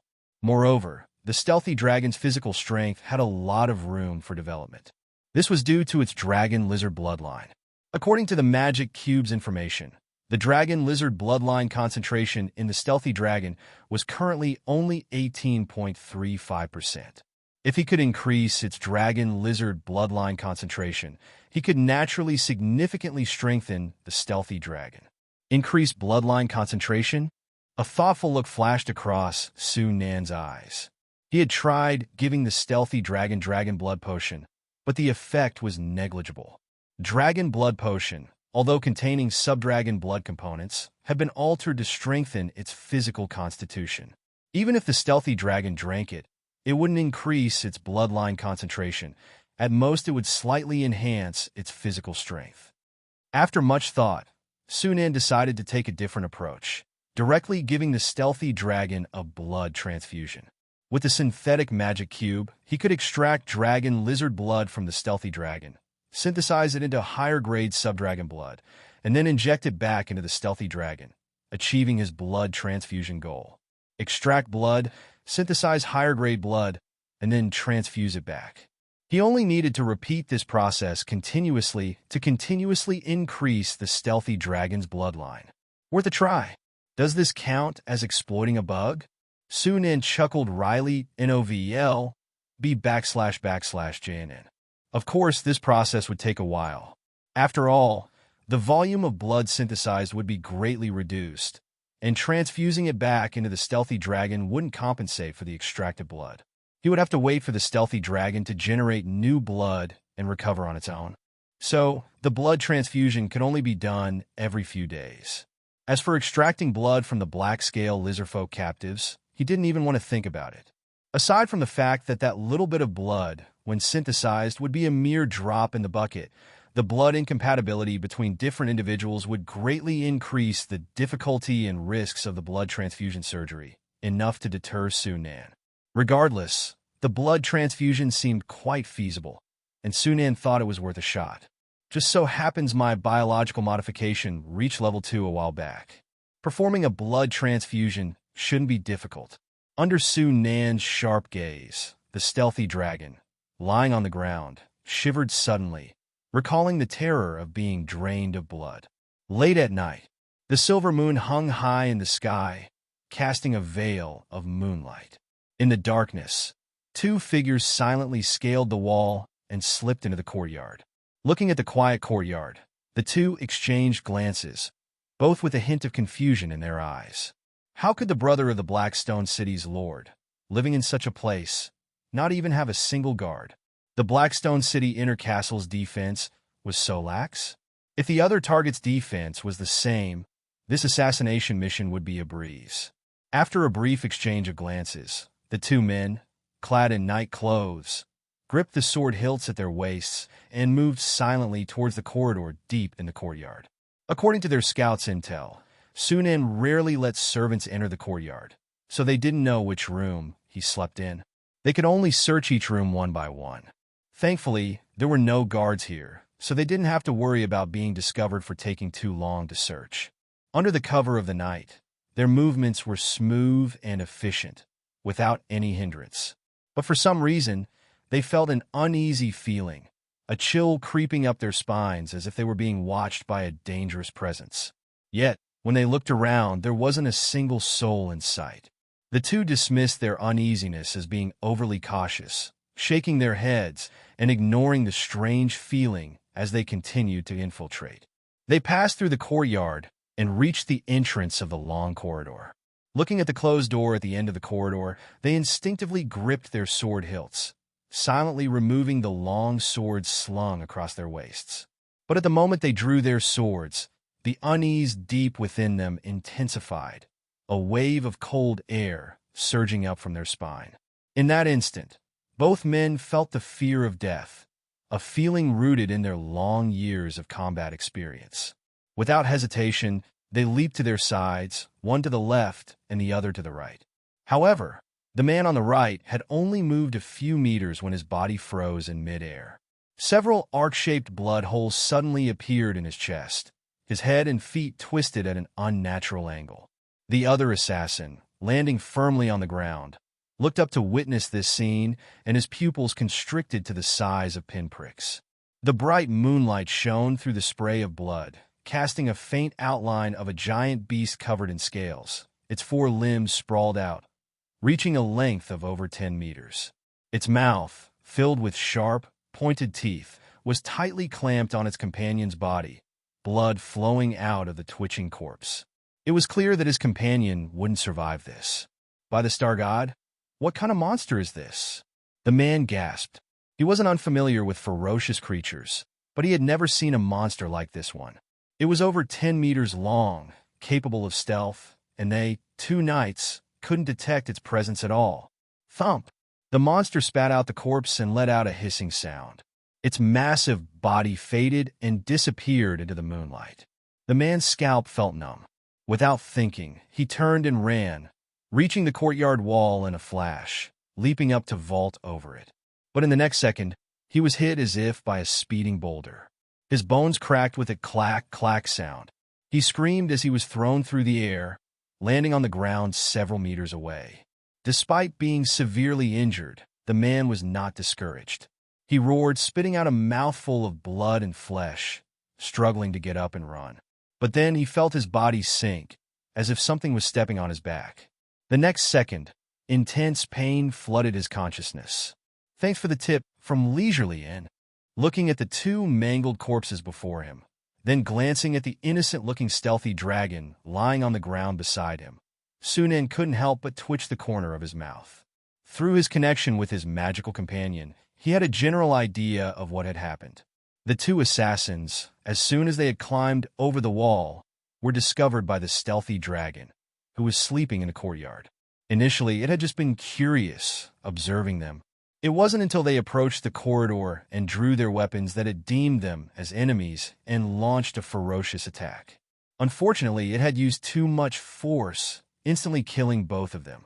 Next time, remember to leave one alive. Sunan patted the stealthy dragon's head and turned his attention back to the two corpses. Based on the density of their muscles and strength of their bones, both were official knights, and at least high-level knights. To send two high-level knight-level assassins, and with the motivation to do so, the mastermind behind this was clear. If they sent people to me, brothers should be the same. Sunan looked towards the main building, his perception spreading out.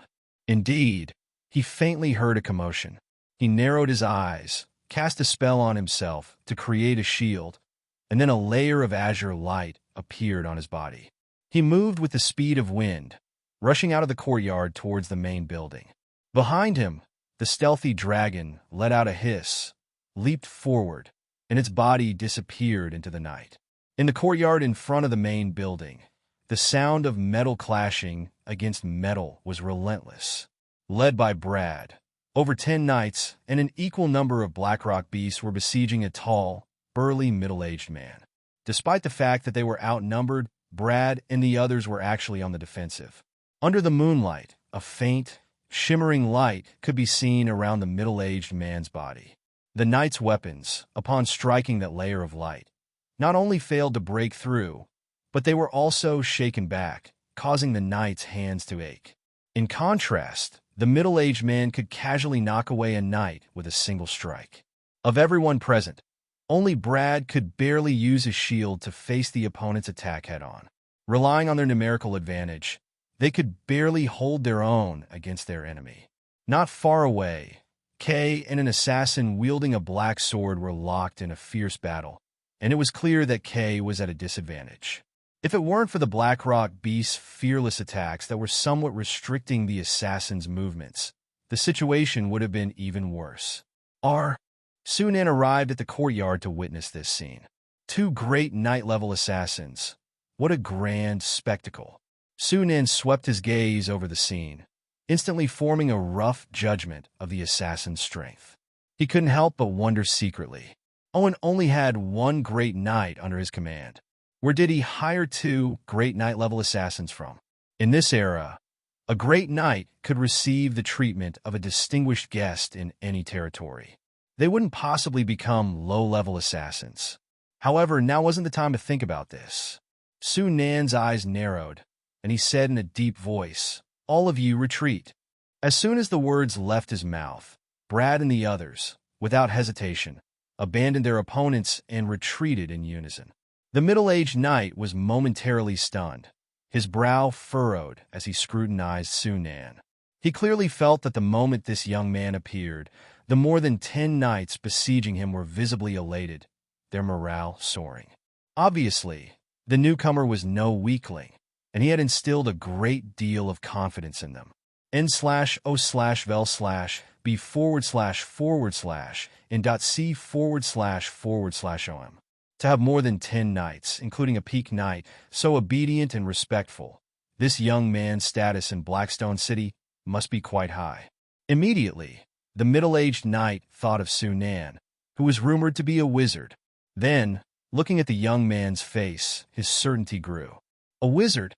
The middle-aged knight narrowed his eyes, a hint of seriousness in his expression. Others might view wizards as charlatans who played tricks, but he had access to some hidden information, and he knew that true wizards were a mysterious and powerful group of people. As for whether this Su Nan before him was a true wizard, the two high-level knights sent to assassinate Su Nan might be able to answer that. Just by looking at Su Nan's presence here, and the fact that the two assassins hadn't shown themselves, one could guess their fate. Without a doubt, this was a formidable opponent. The middle-aged knight took a deep breath, gripped his sword hilt, and stared at the emotionless Su Nan with a look of extreme caution. But the next second, he felt like he had been slammed by a rapidly moving carriage. His entire body flew like a cannonball, crashing into the stone wall dozens of meters away. Boom! Stones flew, dust billowed. The surrounding knights, who were watching the battle, were all stunned, their eyes wide with shock. What happened? How did he suddenly fly away? Only Kay and the Black Sword Knight faintly detected a clue. At the moment the middle-aged knight was sent flying, they distinctly saw a patch of void subtly distort, outlining the silhouette of a giant beast. Obviously, it was that beast that had attacked the middle-aged knight. The Black Sword Knight's face was filled with terror. What kind of monster is that? It can even become invisible. Before he could comprehend, a chilling scream erupted from the billowing dust. Immediately afterward, a figure broke through the dust like a gust of wind, rushing out. It was the middle-aged knight. However, his current appearance was utterly wretched. One of his arms hung limply by his side, bent at an unnatural angle. His chest and abdomen had a series of arched blood holes, looking like the wounds left by a ferocious beast's bite. He was covered in blood, a sorry sight. "Damn monster!" The middle-aged knight roared with a contorted face. Then, as if sensing something, he suddenly swung his sword back. But this attack missed. In the next second, a massive figure emerged from the other side, its forelimbs extended, revealing sharp, hooked claws that pierced the middle-aged knight's body. Then, it leaped high into the air, viciously pinning the middle-aged knight beneath it. Opening its bloody maw, revealing rows of sharp teeth, it ripped his body apart in 3 or 2 bites. The scene was so bloody, it sent chills down one's spine. Brad and the others unconsciously swallowed their saliva, their eyes filled with awe as they gazed at the giant beast. Even though it was more than twice its original size, they still recognized it. The beast before them was the giant lizard that Su Nan had brought back from the black scale lizard folk. They just didn't know how it had become so huge and how it could become invisible and move silently. This terrifying combat ability, which had effortlessly crushed a great knight, was simply more than 10 times stronger than before. Kay and the Black Sword Knight had stopped fighting at some point. Both of them stared at the stealthy dragon in shock. Kay, however, was filled with both shock and surprise. The Black Sword Knight was simply overwhelmed with horror. The assassination mission, which they thought was a sure thing, had gone wrong from the start. The intelligence reports didn't mention that the target had numerous knights and knight-level monsters guarding him. Especially those strange Black Panthers, they couldn't detect their aura, so as soon as they infiltrated, before they could even make a move, they were discovered. If that were all, they could have just spent a little more effort to complete the mission. It wouldn't have been difficult. But what about this terrible beast? The intelligence reports didn't mention that Blackstone City had such a powerful and terrifying creature. Su Nan watched the scene before him with an indifferent expression. Normally, a middle-aged knight, even if not an opponent for the infiltrator, wouldn't be killed so quickly. The key was that he didn't understand the infiltrator's abilities at all, and didn't even realize the infiltrator's existence from the beginning, so he was killed in the first encounter. Information disparity could sometimes be fatal. Withdrawing his gaze, Su Nan turned to look at the Black Sword Knight. Meeting Su Nan's eyes, the Black Sword Knight instantly felt a chill run through his body. He could see that the terrifying beast was being controlled by Su Nan from behind. This was the power of a wizard? As rumored, it was truly uncanny. With the death of his companion, the situation had become extremely unfavorable for the Black Sword Knight. In a flash, he made his decision, transforming into a blur, darting towards Su Nan like a ghost in the night. As long as he killed Su Nan, the beast would likely fall into chaos. Even for just a moment, he could escape, seeing the assassin rushing towards Su Nan.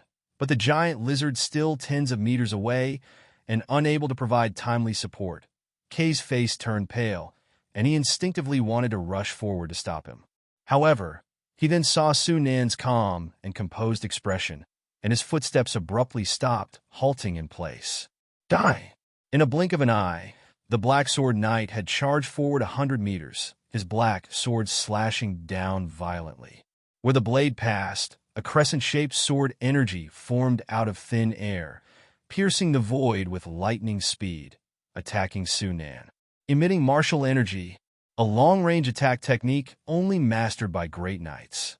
Seeing the sword energy about to strike Su Nan, a hint of joy flashed in the Black Sword Knight's eyes. But the next moment his expression froze.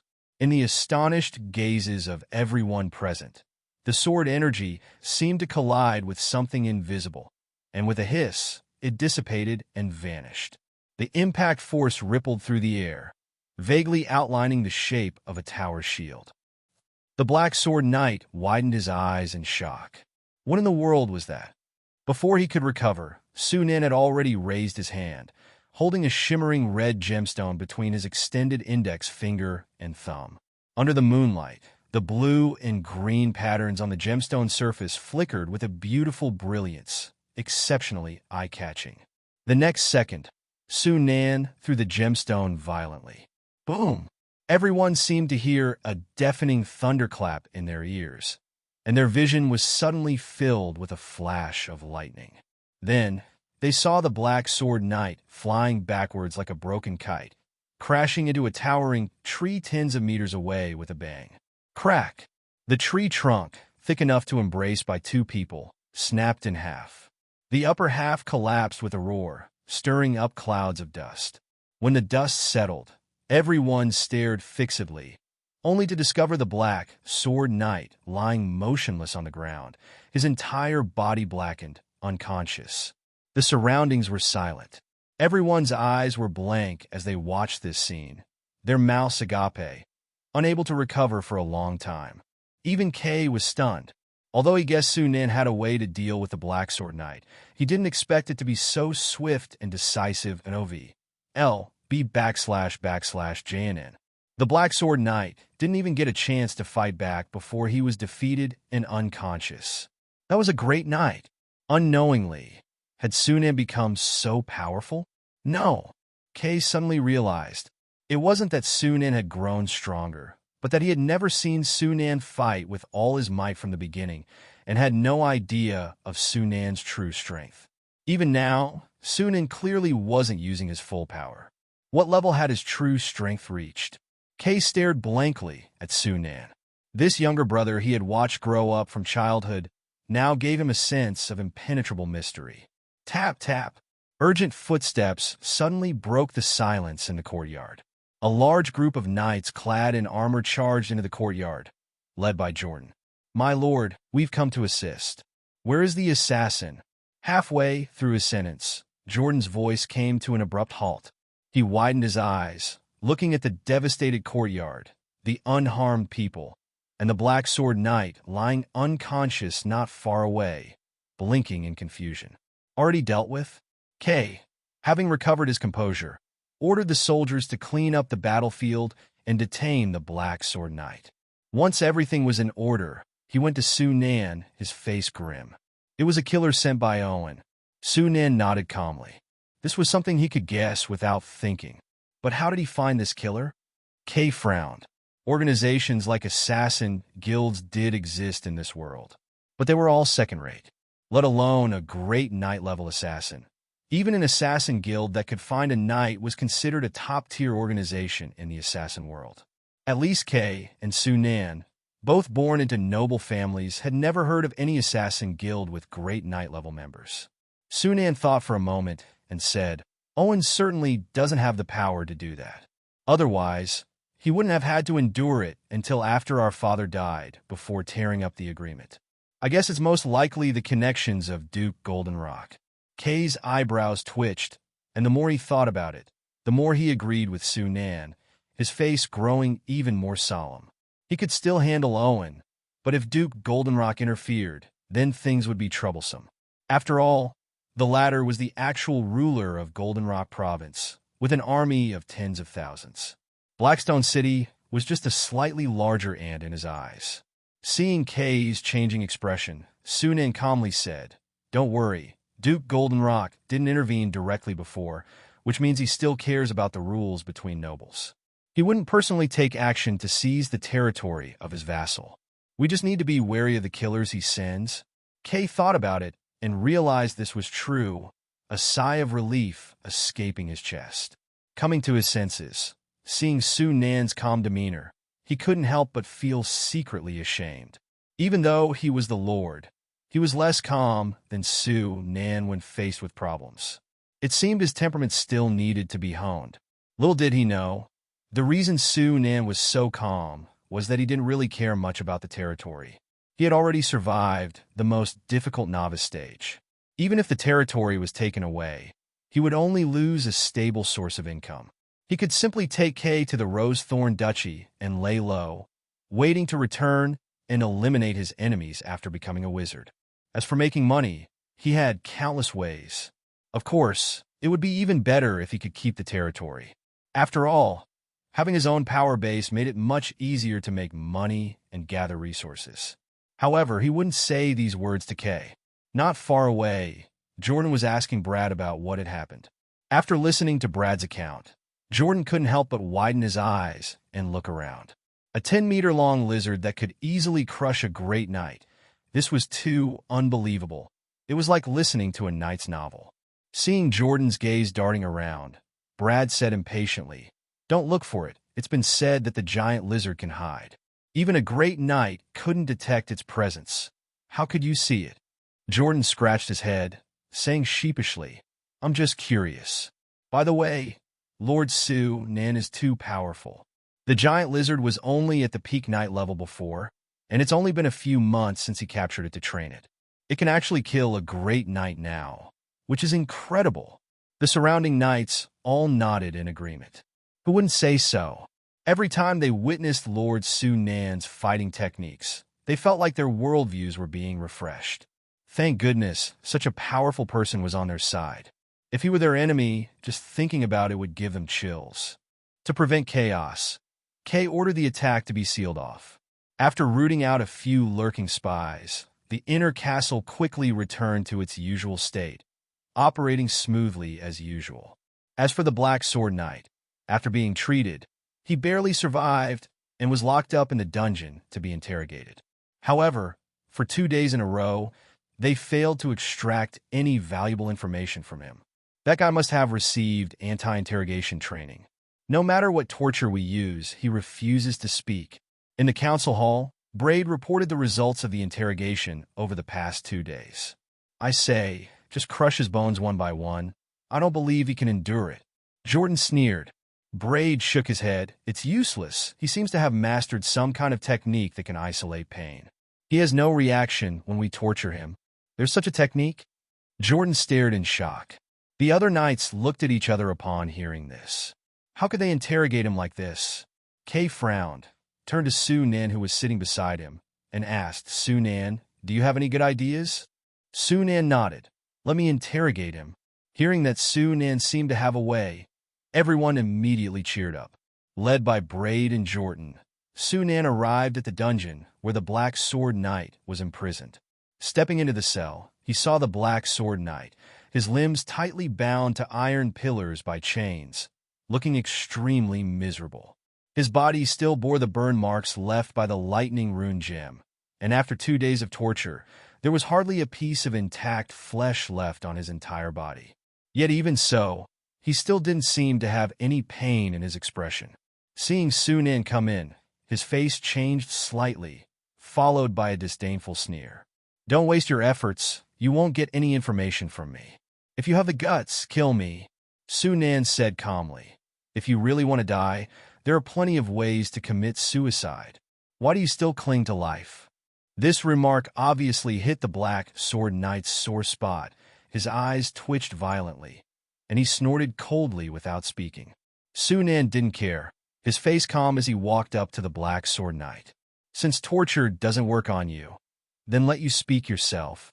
Hearing this, the Black Sword Knight's expression became even more disdainful.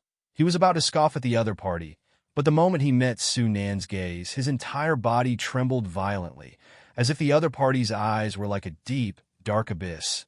His soul was about to be sucked in.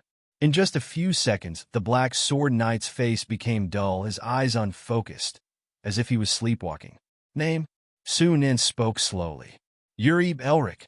The Black Sword Knight answered with unfocused eyes. "Age?" 32.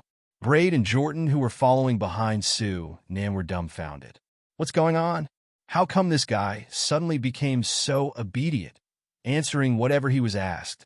They soon noticed the unusual color of the Black Sword Knight's face, and a faint realization dawned on them. Su Nan probably used that strange power called magic again. It was just that they couldn't believe there was such a magic spell in this world that could make a person lose their mind and answer questions obediently. In the face of such power, wouldn't everyone have no secrets? Braid and Jordan took a deep breath. Their gaze towards Su Nan's back became even more reverent. Su Nan didn't notice the little movements of the two behind him. His gaze was fixed on the Black Sword Knight. The spell Enchant Human can influence the recipient's perception to a certain extent, making them view you as a reliable partner. The caster can give orders to the recipient, making them do things they wouldn't normally do. However, orders such as suicide or self-harm, which are obviously harmful to oneself and threaten one's own life, are likely to fail, thus causing the effect of the spell to cease. But if it's just asking for some information, then the spell Enchant Human is still quite useful. "Who sent you to assassinate the Blackstone city?" "It's Priest Casper."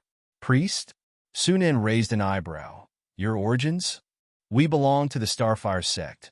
We worship the great star god who created this continent." Mentioning the star god, even though he was under the influence of the spell, a hint of fanaticism appeared on the Black Sword Knight's dull face, showing how deeply he believed in that so-called star god. "Starfire sect?" Su Nan was a little surprised. He didn't expect these assassins to be from the Starfire sect, the same sect that attacked the Earl of Stormwind. "What is your relationship with Marquis Goldenrock?" "I don't know." The Black Sword Knight shook his head blankly. Su Nan frowned slightly. It was a certainty that Marquis Goldenrock had ties with the Starfire sect. Since this guy didn't know, it meant that the higher-ups of the Starfire sect must be the ones responsible for contacting Marquis Goldenrock. "How many of your comrades are still in Blackstone City?" "There are 4 of us, including me." "Tell me the names of the spies you know." N/O/vel/B//Gen.C///OM. The Black Sword Knight listed 6 or 7 names in one breath. Among them, several were the spies that had been caught these past 2 days. Without Su Nan's instructions, Braid took it upon himself to memorize the names and hiding places of these people, then left the dungeon with Jordan, rushing to catch them. Su Nan then proceeded to ask about the organizational structure, outpost distribution, and member status of the Starfire sect. According to the Black Sword Knight's description, the Starfire sect was a sect that worshipped the Star God and was dedicated to spreading the great glory of the Star God throughout the continent. They secretly collaborated with many nobles, using the assassination of rivals for nobles in exchange for using these nobles' power to continuously expand the sect. And in just over 10 years, they had spread their tentacles throughout the entire Star Glory dukedom. As for which nobles they had collaborated with, the Black Sword Knight didn't know much, only some barons and viscounts. Nobles of higher status who collaborated were not accessible to members of his level. After all, there were priests, chief priests, grand chief priests, and the Pope who controlled the entire sect above the disciples. Great knights are only middle-level cadres. It seems that the Starfire sect has a deep foundation. Su Nan thought silently. He had previously guessed that the Starfire sect might be related to the Wizard Apprentices, but it seemed he was wrong. The Starfire sect clearly followed a religious path, completely different from the wizards who pursued truth and followed the principle of great power belongs to oneself. As for outposts, the Black Sword Knight didn't know much, only knowing 3 outposts located in the Goldenrock province. As for those in other provinces, he had no idea at all. Secretly memorizing the personnel structure of these outposts mentioned by the Black Sword Knight, Sunan then asked about the actions of the Starfire sect in the Goldenrock province over the years. The results were shocking, to say the least. It turned out that the deaths of 7 or 8 nobles in Goldenrock province over the past 10 years were actually orchestrated by the Starfire sect. They fabricated various accidents and coincidences to kill these nobles, disguising them as accidental deaths or deaths from illness. If it was more difficult, they would simply assassinate them. Among them was Su Nan's cheap father. It seemed he died in battle, but in fact, before the war broke out, the Starfire sect had sent people to disguise themselves as one of his bodyguards, then secretly attacked him on the battlefield, causing him to die at the hands of the enemy.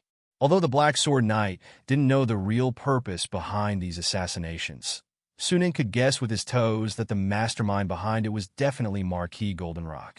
Kill the vassal nobles, then support puppets to take their place, achieving the goal of controlling their territories indirectly. Marquis Goldenrock's ultimate goal was to completely control the entire Goldenrock province. No, perhaps that wasn't the ultimate goal. Just to completely control the Goldenrock province, there was no need to go to such lengths. Marquis Goldenrock must have had even deeper intentions. Learning about Marquis Goldenrock's scheme unexpectedly, Sunan's mood became slightly heavier. Unless they abandoned their territory, they were bound to clash with Marquis Goldenrock in the future. Shaking his head, Sunan temporarily put this matter aside and continued interrogating the Black Sword Knight. Upon hearing that the Starfire sect branch in Goldenrock province had recently mobilized all its forces to pursue a magical creature, Sunan interrupted the Black Sword Knight, asking with interest, "What kind of magical creature is it?" "A cat." "Cat?" Sunan was slightly taken aback. He had thought it was some powerful and ferocious magical creature, forcing the Starfire sect branch to dispatch a large number of people to capture it, but it turned out to be a cat. He carefully recalled, but there were no powerful cat-like magical creatures in his memory. However, the Starlight Continent was vast and full of wonders, so there might be a cat-like magical creature he didn't know about. After pondering for a while without results, Sunan had to continue asking, "Why did you capture that magical creature?" "It was an order from the priest. I don't know the details, but I only know it seems to be related to wizards." The Black Sword Knight spoke in a dull voice. "We dispatched quite a few people, but that magical creature was very cunning.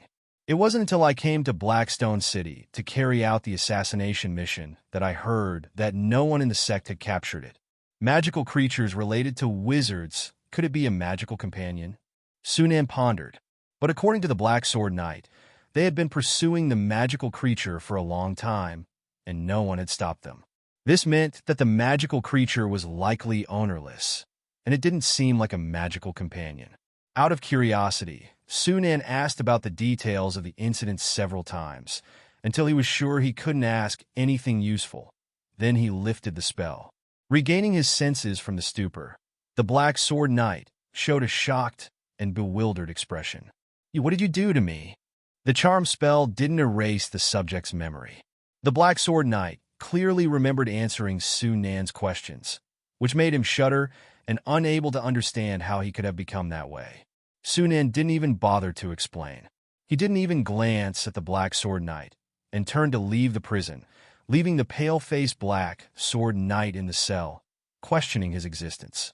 Back in the council chamber, Kay, who had already learned about the incident from Brad, eagerly came forward.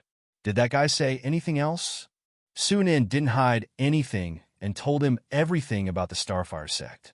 After listening, Kay's eyes were filled with anger, and he angrily punched the armrest of the chair. "I knew Father's death must have something to do with them." After a long while, he took a deep breath to calm his anger and said calmly, "So, Earl Storm was attacked because Marquis Goldenrock was behind it." Sunan nodded. "Most likely. Earl Storm was attacked and fell into a coma. He could take advantage of the situation and secretly intervene in the struggle for the inheritance of Storm territory. As long as he supports a puppet to take power, he can secretly control Storm territory. In Golden Rock Province, among the lords below the Marquis, Earl Frost and Earl Storm were the two most powerful figures. Earl Frost had already joined Marquis Golden Rock long ago, and they were practically in cahoots. If Storm territory also fell into the hands of Marquis Golden Rock, then the entire Golden Rock Province would be under his control. We still have a chance? Kay took a deep breath, his gaze resolute.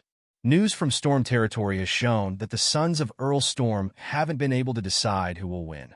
Marquis Golden Rock will definitely focus his attention there for now, and won't have time for Shining Light territory. As long as we take back Shining Light territory during this time, we'll have the capital to fight him. If other nobles heard Kay's words, they would surely laugh at him for being delusional. How could Shining Light territory, a mere barony, compete with Marquis Golden Rock, who controlled almost half of Golden Rock Province? But Kay was full of confidence. The source of his confidence was naturally the wizard apprentice, Su Nan. They now controlled Blackstone City, giving them the confidence to confront a barony. If they owned an entire barony, would they be afraid to go toe-to-toe with Marquis Golden Rock? Seeing that Kay wasn't discouraged but instead filled with fighting spirit, Su Nan secretly nodded and mentioned another matter. I'm planning to leave Blackstone City for a while. Kay was slightly taken aback and subconsciously asked, "Where are you going?" Stonebell City. Kay thought back, vaguely remembering that Stonebell City seemed to be located in Silvermoon territory, the territory of Viscount Silvermoon. What are you going there for? To look for something? Su Nan said vaguely, not specifying. Stonebell City was the town where the magical creature that was being pursued by the Starfire sect was said to have been seen, according to the Black Sword Knight. Since coming to this world, this was the first time Su Nan had discovered a clue related to wizards, and he couldn't miss this opportunity. Even if he eventually found out that the magical creature wasn't related to wizards, it didn't matter. A rare cat-like magical creature in itself was worth a trip, and he might get some extra benefits. Besides, even though the Starfire sect had attempted to assassinate him and his brother, he didn't have enough strength to confront them head-on for now, so he had to swallow his anger for the time being. But secretly, he was still very upset. Finding the magical creature before the Starfire sect and intercepting them would be considered a way of collecting some interest in advance. Hearing Su Nan's words, Kay didn't ask further. After all, Viscount Silvermoon was one of the nobles who didn't get along with Marquis Golden Rock. Even if Marquis Golden Rock and Owen wanted to do something in Silvermoon territory, they couldn't reach that far, so there was no need to worry about Su Nan's safety. When are you leaving? In a few days? Considering that this trip might involve a confrontation with the Starfire sect, Su Nan decided to make some preparations. For example, he wanted to create more rune gems for self-defense. He also wanted to continue strengthening the strength of the stealthy dragon. Once he was fully prepared, he would go to Stonebell City. After all, according to the Black Sword Knight, the Starfire sect was completely helpless against the magical creature, and it wouldn't be caught in the short term. To avoid another assassination attempt, Kay decided to move to the military camp, eating, sleeping, and handling government affairs all within the military camp. Unless a legendary knight intervened, there was basically no need to worry about anyone being able to assassinate Kay with the protection of thousands of soldiers and over 300 knight-level fighters, including the Blackrock Beast. Considering that he was about to leave Blackstone City, Su Nan also upgraded Kay's Blackrock Beast to Great Knight level for greater safety. Including the previous ones, this Great Knight level Blackrock Beast consumed a total of 42 Blackrock Beasts, costing nearly 1,600 gold coins. Even with Blackstone City's mines, the annual tax revenue was only enough to create 3 Great Knight level Blackrock Beasts. Of course, both Kay and Brad, as well as others, agreed that it was worth it. 1,600 gold coins in exchange for a Great Knight level fighter. It couldn't be a better deal. Deep in the night, the moon shone bright. In the meditation chamber, Su Nan sat cross-legged, staring at the panel in front of him. Su Nan Arnest, human male, 17 years old. Spirit 15.23/Constitution 12.83. Skills. Asterisk Star Ring Meditation Method LV4 12759/20000. Asterisk Potion Making LV3 108/6000. Asterisk Creature Modification LV2 319/3000. Asterisk Puppetry Refining LV2 1701/3000. Nearly 5 months had passed since he had advanced to become a second-rank wizard apprentice. He still needed to increase the proficiency of the Star Ring Meditation method by about 1/3 before it could level up. The speed of constructing the Star Ring is still too slow. I should try using the lower-grade revitalization potion to synthesize more efficient potions when I return this time. Su Nan pondered silently. With his current constitution and spiritual power, he should be able to take higher-level potions without any problems. The key issue was still the cost. As potion making had leveled up to level 3, his success rate in making lower-grade revitalization potions had increased significantly. Consequently, the cost of the potions had also dropped considerably. Currently, the cost of a lower-grade revitalization potion was just over 8 gold coins. However, synthesizing a low-grade first-order revitalization potion cost around 100 gold coins. To see a significant improvement in my meditation efficiency, I need to use at least a high-grade first-order revitalization potion. The cost for that will probably not be less than 200 gold coins. 200 gold coins a month. That means 2,400 gold coins a year. That's almost the same as Blackstone City's revenue for half a year. If I were to synthesize a second-order potion, the cost would be at least 1,000 gold coins. Su Nan frowned. Blackstone City was currently in a period of rapid development. Whether it was expanding the army or further developing the Blackstone mine area, it required a significant amount of money. Even if Kay didn't mind, Su Nan couldn't possibly withdraw too much gold for his own use. After all, the growth and prosperity of Blackstone City were equally important. I still need to find ways to increase our revenue. Su Nan looked at the revitalization potion in his hand, a thoughtful expression on his face. Perhaps he could try selling zero-level potions. For example, Brute Strength Potion, Healing Potion, and Swiftness Potion. During the battle against the Black-Scale Lizard Men, the cavalry regiment had taken Brute Strength Potion and Healing Potion. The feedback was quite good after the battle. If he sold these potions, many knights would probably be interested. Of course, the potions sold externally would need to be differentiated from those used by the Blackstone City Knights. For example, he could dilute one potion into 3. This way, he could sell more potions and earn more gold. The more Su Nan thought about it, the more feasible the idea seemed.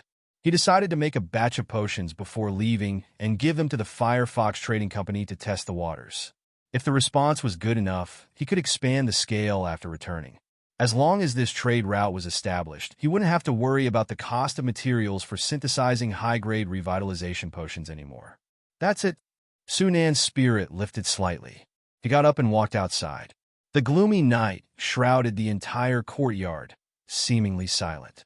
But only Su Nan could sense that Stealthy Dragon was curled up asleep under the courtyard wall, just over 10 meters away. Over the past period, he had performed blood transfusion surgery on Stealthy Dragon more than 10 times, forcibly increasing its dragon lizard bloodline by more than 10 percentage points. Now, Stealthy Dragon's dragon lizard bloodline had exceeded 35%. Its body had expanded again, and its physical strength had been enhanced to the level of a mid-level Great Knight. Even against a peak Great Knight, Stealthy Dragon could now put up a fight. Therefore, Su Nan decided to bring Stealthy Dragon to Stone Bell City this time. With its chameleon-like camouflage ability and ability to become intangible, he wouldn't have to worry about being discovered even if he entered the city. He could also use it as a mount to travel. It was a win-win situation. As for the original Blackrock beast, Su Nan had casually given it to Bread. The rune gemstones are also ready. The fight with the Black Sword Knight had proven the power and practicality of rune gemstones. Even a beginner, Great Knight couldn't withstand the power of a lightning rune gemstone. So in recent days, Su Nan had made more than a dozen attack-type rune gemstones. Now, he had over 30 rune gemstones on him, a hidden human cannon. Besides Stealthy Dragon and rune gemstones, He also had the spell scroll and bloodvine ring as his aces up his sleeve. In short, as long as he wasn't facing a legendary knight, no matter what enemy he encountered, he would at least have the ability to protect himself and escape. You want to sell potions? When Su Nan placed the potions he had spent 3 days making in front of Kay, the latter couldn't help but be taken aback. Yes. Su Nan nodded and pointed to the potions, saying, "These are diluted potions. Their effectiveness is about 1/3 of the original, and each bottle costs about 70 silver coins. We can sell them directly to the Firefox Trading Company. We'll set the price at 2 gold coins." Kay's eyes lit up immediately. NOVLB /JNN. Although Blackstone City's revenue was now much higher than before, he still felt that he didn't have enough money to do everything he wanted. If they could open up another profitable channel, it would undoubtedly alleviate the current financial strain. However, Kay quickly hesitated. Isn't the price too high? The price for selling to the Firefox Trading Company was 2 gold coins. The Firefox Trading Company would definitely sell it for a higher price. A beginner knight, unless they had a village territory, wouldn't earn more than 10 gold coins a year in income, big or small. Would they be willing to spend 1/5 or even more of their annual income just to buy a bottle of potion? The world is not peaceful these days. There are wars happening everywhere, especially in the Jinghua Duchy, where the Firefox Trading Company is located. There have been frequent wars in recent years. If they can buy a trump card that could save their lives in a critical moment for a few gold coins, many people would be willing to pay for it. Su Nan picked up a bottle of potion and shook it slightly. To be honest, if we didn't have any channels in the Jinghua Duchy, we could have done this business ourselves. The profits would have been even more substantial. Su Nan's words moved Kay. After careful consideration, he realized that many lords in the Jinghua Duchy were desperately trying to expand their military equipment. If a potion that could enhance the strength of knights, even temporarily, appeared at this time, it would surely spark a scramble among them. If you don't buy it, what if your enemy buys it? This was a great opportunity. Okay, I'll contact Mujua right away. Kay was naturally decisive in nature. Once he saw a profit, he didn't hesitate. He quickly made a decision and immediately sent someone to send a message to the Jinghua Duchy. After making the arrangements, he turned to Su Nan and asked, "Are you leaving?" "Yeah." Su Nan nodded. "Be careful." Kay patted Su Nan on the shoulder. "The Starfire sect tried to assassinate you before. They won't give up so easily." Su Nan smiled and replied, "Don't worry. I'm going out to find trouble with him this time. You be careful too." Kay laughed. "Don't worry. I'll just stay in the barracks. If any assassins dare to come, I guarantee they won't be able to return." After exchanging a few words, Su Nan left the barracks. Just as he left Blackstone City, he suddenly felt a chill on his face. He looked up. He didn't know when, but snowflakes had started falling from the sky. They looked like cold raindrops falling on his face. It was snowing. Su Nan reached out and caught a snowflake. The icy crystal slowly melted into a drop of water in his palm. The first snow of the frostfall moon. Su Nan smiled slightly. With a thought, energy particles formed a faint halo around his body, isolating him from the snowflakes. Then, he leaped up and landed on Stealthy Dragon's back. "Let's go." Stealthy Dragon let out a low growl, revealing its form. It stretched out its limbs and began to gallop across the wilderness. The bright moonlight spilled across the narrow alleys of Stone Bell City, while inside the tavern, melodious music played, like a night symphony. Through the window, one could see the roaring fire in the hearth, casting a warm glow. The wooden sign hanging above the entrance read Golden Barley Tavern. Su Nan pushed open the door and walked in, the noise and bustle immediately washing over him. The air was thick with the scent of hormones and strong alcohol. Rough men were drinking and playing finger games, while flamboyantly dressed maids shuttled between tables with trays, their bare legs flashing in the light. Su Nan, familiar with the place, found a table in a corner and sat down, pulling out a few silver coins and stuffing them into the bosom of a passing maid. "The usual?" The maid winked at him and brought him a mug of barley wine and some food. The barley wine had a low alcohol content and no aroma. It was rough in taste, cloudy, and had a sour aftertaste. Even so, it was a rare luxury for the common people, and most would be content with just a single drink. Su Nan rarely drank, but the few times he had only tasted top-quality wines. The poor-quality barley wine in the tavern was simply undrinkable for him. The food was equally simple, cooked with the simplest methods. There were no spices like pepper, MSG, soy sauce, honey, or cream, just salt after boiling or roasting. In this world, sugar was a luxury, and spices were even more expensive, only appearing on the tables of nobles. Su Nan ordered the barley wine and food simply to blend in, avoiding attracting attention in the tavern. Normally, the tavern was a good place for bragging and showing off. Here, one could hear all sorts of drunkards boasting about their past glories. So since arriving in Stonebell City, Su Nan would come to the tavern every evening to sit for a while and gather information. The rest of the time, he would secretly investigate the Starfire sect's stronghold in Stonebell City, information he had extracted from the Black Sword Knight. Unfortunately, he had had no luck for 3 days running. If I don't find anything tonight, I'll grab someone for interrogation. Su Nan pondered silently. At that moment, a conversation from the table next door caught his ear. Have you heard? The Count of Cubero's manor in the north of the city is haunted. Haunted? Don't be ridiculous. There's no such thing as ghosts. I'm telling you the truth. My brother-in-law serves under Count Cubero. After the manor became haunted, Count Cubero moved out.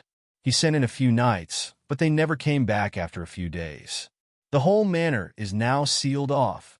Really? Did the knights die too? If it's really a ghost, it's normal for the knights to lose.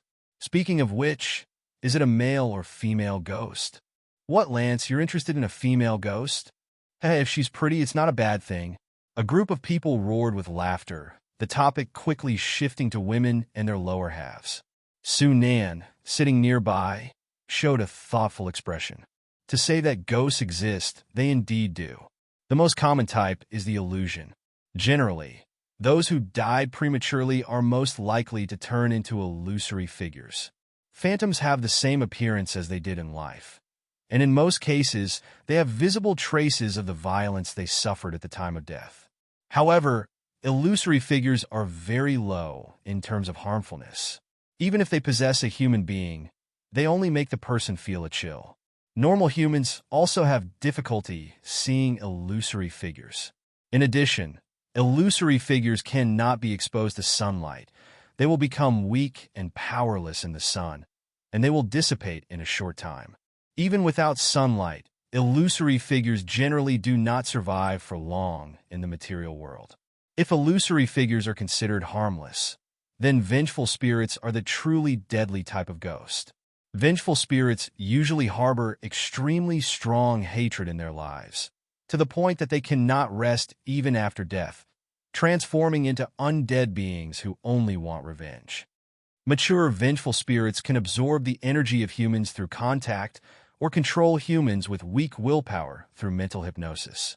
This type of intangible creature is immune to physical harm and is extremely deadly to ordinary people. Only knights with martial energy can harm them. If a vengeful spirit kills enough humans and absorbs enough soul energy, it will advance into a powerful evil spirit. Evil spirits usually have a binding property to the earth and will occupy an area to transform it into a ghost domain. Mature evil spirits are not afraid of sunlight or physical harm. Not even a great knight can necessarily deal with them. Above evil spirits are evil spirit variants, evil spirits, etc.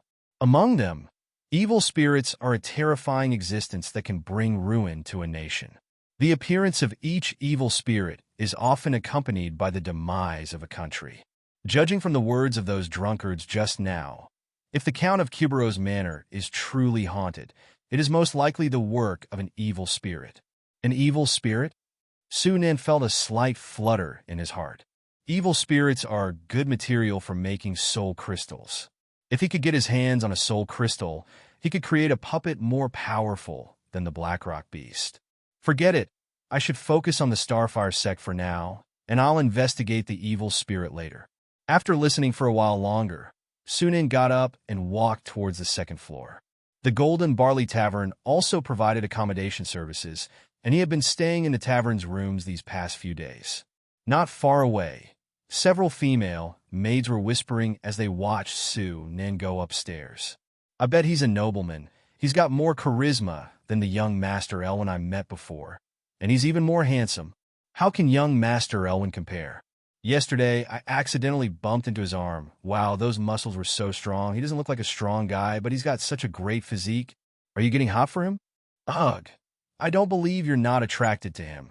If you really wanted to go knock on his door at night, use the excuse of asking for a massage, and maybe something will happen. That's a good idea, Sandy. If you don't go, I will. I didn't say I wouldn't go. Wait, I'll go and try him out tonight.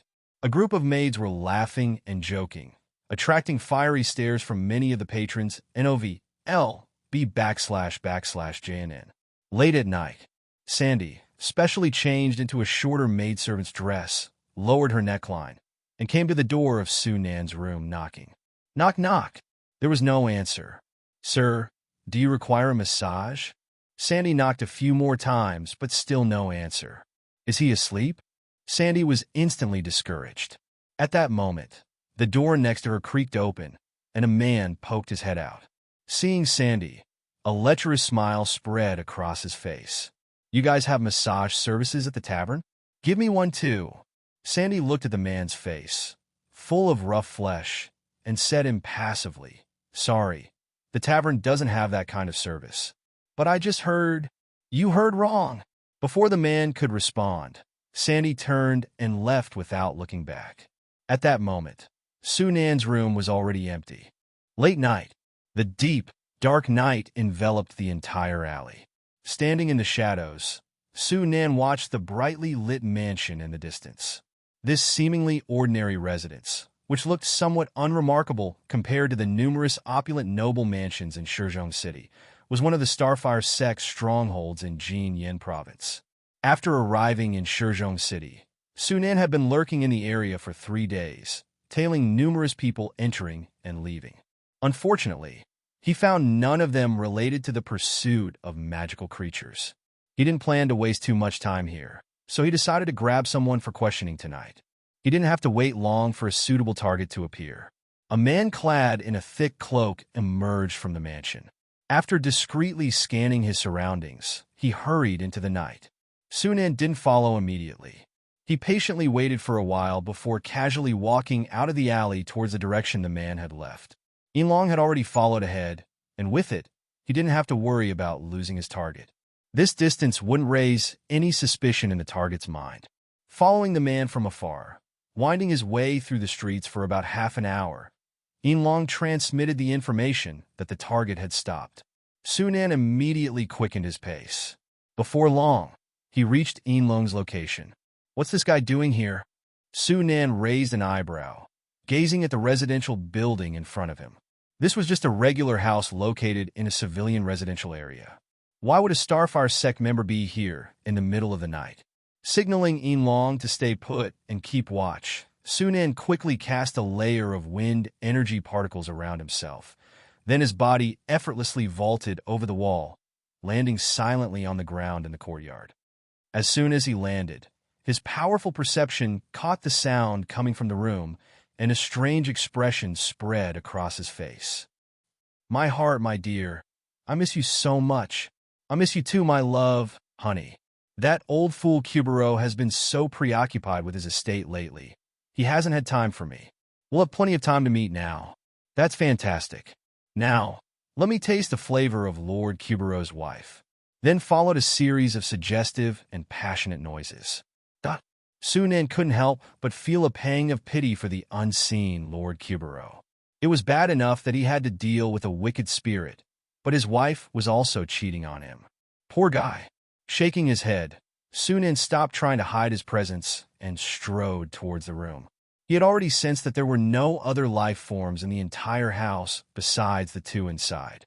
It made sense, after all. These two were here for a clandestine rendezvous, so they wouldn't have brought anyone else along. Who's there? The man in the room quickly detected Sunan's unmasked footsteps. As Sunan pushed the door open, The man had already jumped out of bed and reached for the weapon on the table, staring vigilantly at the doorway. Behind him on the bed, a beautiful woman wearing heavy makeup and a seductive dress huddled under the covers, her face pale with fear. "Who are you?" the man asked sharply. "NOV/B/JNN. Su Nan didn't reply. He raised his hand and shot a bolt of electricity at the man. The man had no time to react. His body convulsed, and he collapsed to the ground, his eyes rolling back in his head as he fainted. Seeing this, the woman on the bed covered her face with her hands and took a deep breath, preparing to scream. However, the inhalation and pre-casting time for her spell were too long. Su Nan flicked his wrist and shot another bolt of electricity, and the woman also convulsed and fell unconscious. Closing the door casually, Su Nan used Master's hand to lift the unconscious man off the ground and wake him up. Before the man could speak, he had already cast the charm human spell. The man's eyes instantly glazed over. "Your name?" "Honey D. Omen." "Your position in the Starfire sect?" 3-star sect member. Su Nan was slightly disappointed. Below the rank of cult leader in the Starfire sect, ordinary members were classified from low to high, as 1-star to 5-star sect members. A 3-star sect member was still at the bottom of the Starfire sect and probably wouldn't have access to any core matters. "Do you know about the capture of the magical creature?" "Yes." Su Nan's spirits lifted slightly. "Tell me more." Honey hesitated for a moment, then said in a vacant tone, "Troy cult leader and Ryan cult leader are in charge of this.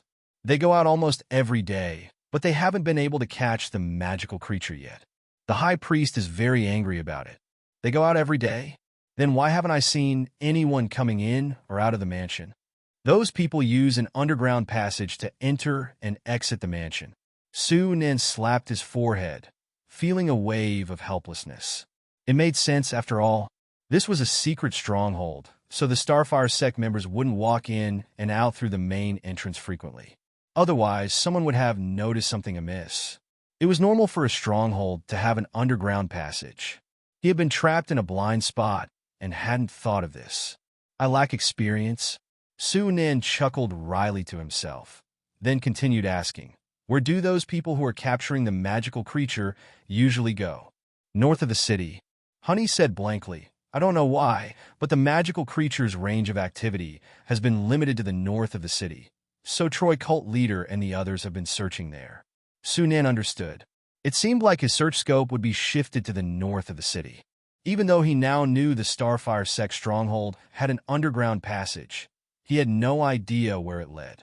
What if the exit was in some deserted, abandoned well or a random house? It would take a lot of time to find it. It would be easier to try his luck in the north. Once the Starfire sect found the magical creature, the pursuit process would definitely create quite a stir. He and Yinlong could split up and search, increasing the chances of finding it. Yinlong's ability to shift between reality and illusion was perfect for searching through the complex terrain of a city. As he pondered, Su Nan already had a plan in mind. He continued to interrogate Honey for a while, until he was certain there was nothing more valuable he could learn. He was about to deal with Honey when he suddenly noticed something and turned abruptly toward the table. The doors and windows of the room were closed tight, and no light was coming in except for a sliver of moonlight that seeped through the cracks in the doors and windows, forming silver lines on the ground and the table. A small cat was standing on the table, walking right through the silver line in the middle of the table. The bright moonlight illuminated its slender body, its glossy, smooth, snow-white fur, and its jewel-like ice-blue eyes. A cat? Su Nan froze, then his eyes narrowed. He flipped his wrist, and an earth rune gem appeared between his index and middle finger, ready to be activated. The doors and windows of the room were closed. How did this cat get in? Moreover, how could he have allowed a cat to get so close to him before noticing it? Something was wrong. Just as Su Nan was filled with uncertainty, the kitten calmly walked towards him. As it walked, its slender body formed graceful curves, its steps light and agile, with an air of dreamlike brilliance. Around its neck was a delicate, small, golden bell tied with a red ribbon. For a moment, Sunan even had the illusion of seeing a wealthy young lady strolling lazily through her family garden. Reaching the edge of the table, the cat leaped down and landed lightly on the ground. It raised its head and looked at Sunan and Honey with its jewel-like ice-blue eyes, curiosity shining in them. Meow. What are you guys doing?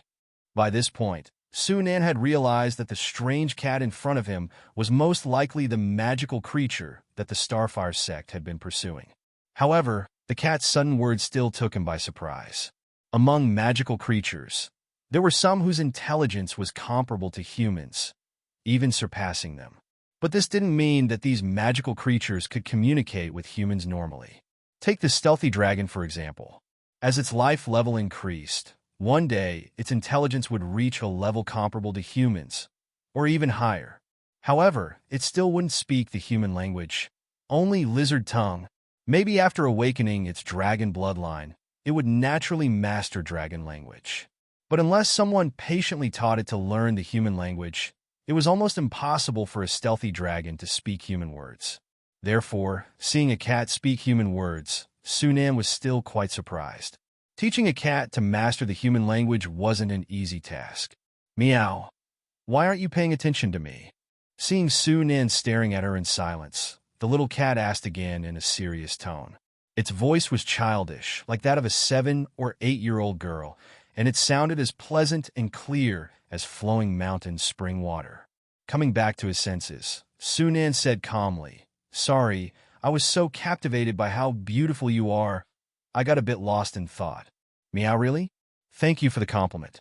The little cat's eyes crinkled with happiness, its expression full of life. My name is Sunan. What's your name? My name is Amy. How did Amy get into the room?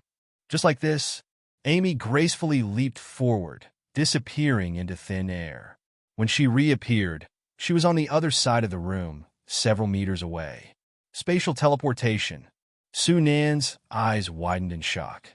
In that moment, he had actually sensed spatial fluctuations.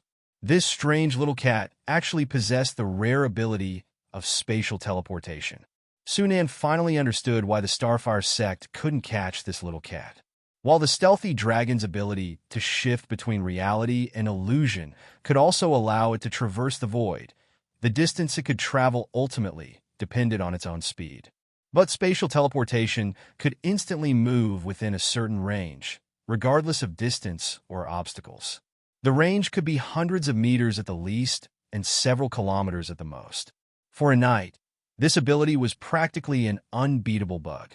Even Sunan, before learning the fourth ring spell, Dimensional Anchor, was also helpless against abilities like spatial teleportation.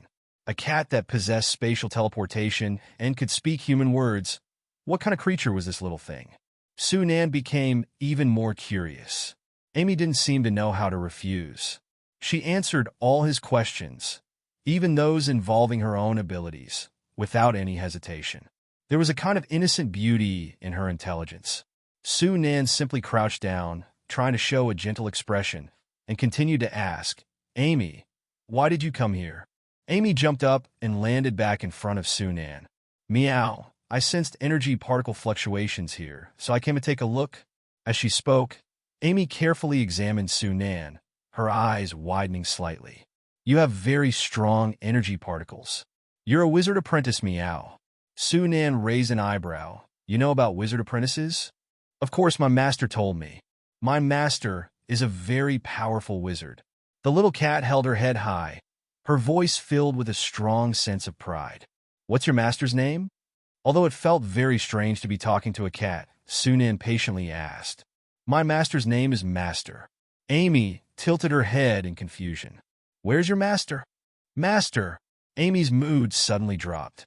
"Master is gone. I took a nap, and when I woke up, I found Master was gone. Then a bunch of bad guys broke in, searching everywhere and trying to catch me. Luckily, I was quick and escaped. That's quite unfortunate." Sunan reached out and stroked Amy's back, feeling the softness of her fur while thinking to himself. Based on Amy's words, the place she was from was most likely a wizard's dwelling. That wizard had disappeared for some unknown reason, and then the Starfire sect had found the place and taken things from it. Thinking about it, Sunan couldn't help but feel a little regretful. Those things were wasted on the Starfire sect people. They couldn't use them, but if they were all his, he would definitely be able to gain a lot. Then why did those bad guys keep chasing you? It seemed like she hadn't been petted for a long time. Amy enjoyed it, closing her eyes slightly. She didn't even realize how Sunan knew she was being chased by bad guys and answered without thinking. I was angry that they stole Master's things, so I followed them into their place, wanting to get Master's things back. But I was too nervous and took the wrong thing. Then those bad guys kept chasing me, wanted to get the thing back. What did you take? Sunan asked instinctively. Amy stretched out her furry paw and patted the floor. Instantly, a bead the size of an egg appeared out of thin air.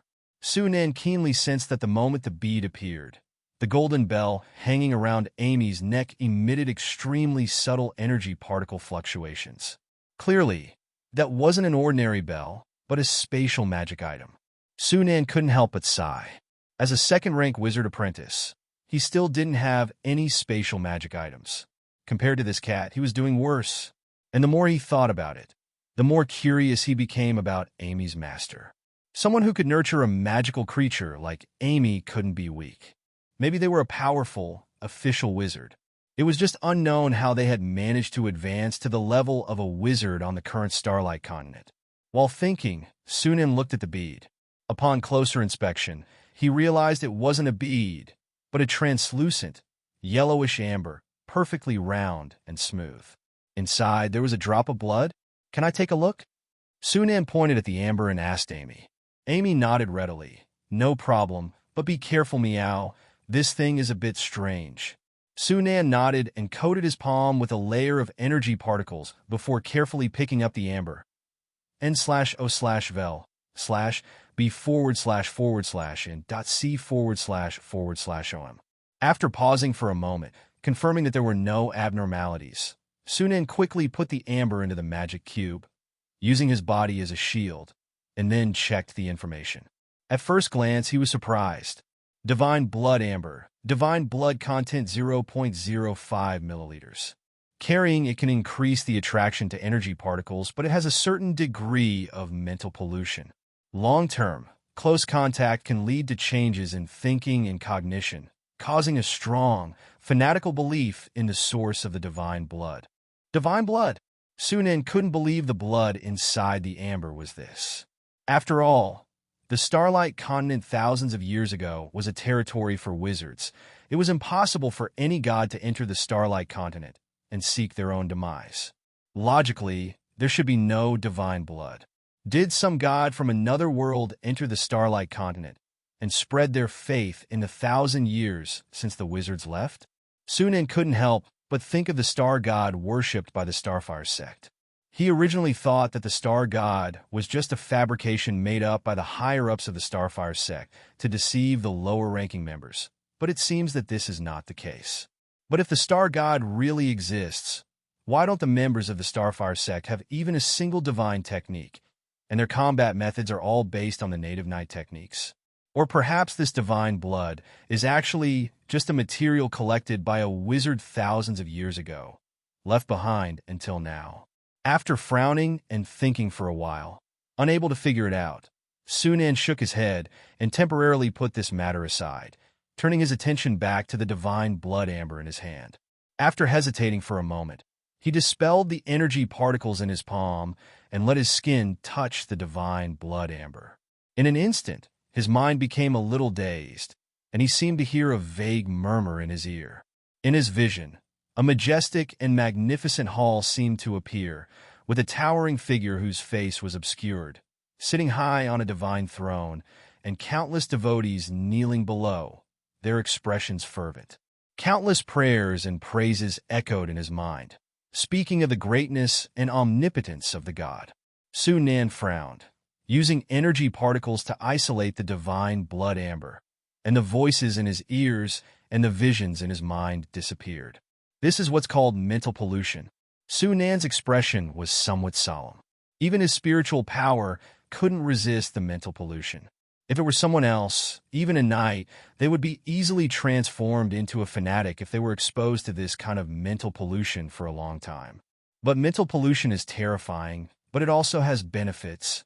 Just now, when he touched the divine blood amber, Su-Nin clearly felt that his body's attraction to the free-floating energy particles in the air had increased significantly. For a night, this could allow their body to be constantly bathed in the immersion of energy particles, and their physique would be constantly enhanced subtly. It's likely that the Starfire sect utilized the mental pollution and physique-enhancing properties of the divine blood amber to cultivate a large number of fanatical knights with their faith in a short time, thereby rapidly expanding their power. For a wizard apprentice, the divine blood amber also has benefits. The essence of meditation is actually to absorb energy particles and strengthen one's spiritual power. The divine blood amber can enhance the absorption of energy particles, which naturally can also indirectly improve meditation efficiency. The question is how to eliminate the mental pollution? Su-Nin didn't want to become a fanatic of that so-called star god. The synthetic magic cube can enhance the effects of the synthesized material and simultaneously weaken its side effects. If there are enough divine blood ambers, wouldn't it be possible to weaken the side effects of mental pollution through synthesis? Su-Nin's eyes lit up. When he used the blood of the black-scale lizard man to synthesize dragon lizard blood and subdragon blood, he successfully reduced the rejection of the blood. If he synthesized divine blood amber, the result should be similar. Thinking about this, Su-Nin immediately became excited, his eyes full of anticipation as he looked at Amy. Amy, do you have any more of this? No, meow. I only took one. Amy shook her head. Su-Nin was a little disappointed but continued to ask persistently, the Starfire sect, the place where those bad guys live, do they have a lot of this? Lots, meow. Amy raised her paw and lightly patted the floor, counting each time she patted. 1, 2, 3, 4, 22, 24, 25. There are 25. Your counting skills still need improvement. But 24 divine blood ambers is still a lot. Come to think of it, since the Starfire sect could use divine blood amber to rapidly grow in strength, it means they must have a large number of them. Su-Nin's spirit lifted. If he could get his hands on enough divine blood ambers, the problem of improving his meditation efficiency might be solved. Amy, can you sell this to me? Su-Nin shook the divine blood amber in his hand. What do you want this for, meow? Amy tilted her head in confusion. Meow. If you want it, you can have it. But you have to do me a favor. You say it. Amy has been chased by those bad guys all the time and can't even sleep properly. Can you help me drive them away? Su-Nin smiled slightly and agreed without hesitation. No problem. He was going to deal with the Starfire sect anyway. This favor was just a matter of convenience. He tore off a piece of tablecloth, wrapped the divine blood amber, and put it in his pocket. Su-Nin turned to look at Honey, who was in a daze. A victim under the effect of the charmed human magic technique could clearly remember what happened around them, so this living witness couldn't be left alive. Su-Nin was about to deal with this guy when he suddenly felt something, and without hesitation activated the earth rune gem in his hand. A faint yellow glow, radiating a sense of heavy weight, instantly enveloped his body. The next moment, the door slammed open with a bang. Amidst the flying stones, two crescent-shaped sword energies slashed through the air like arrows, aimed at Su-Nin and Amy respectively. Su-Nin raised his hand to block it.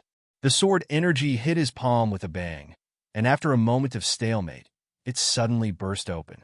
The violent shock wave slammed into the yellow glow on his body, creating ripples, but it couldn't break through.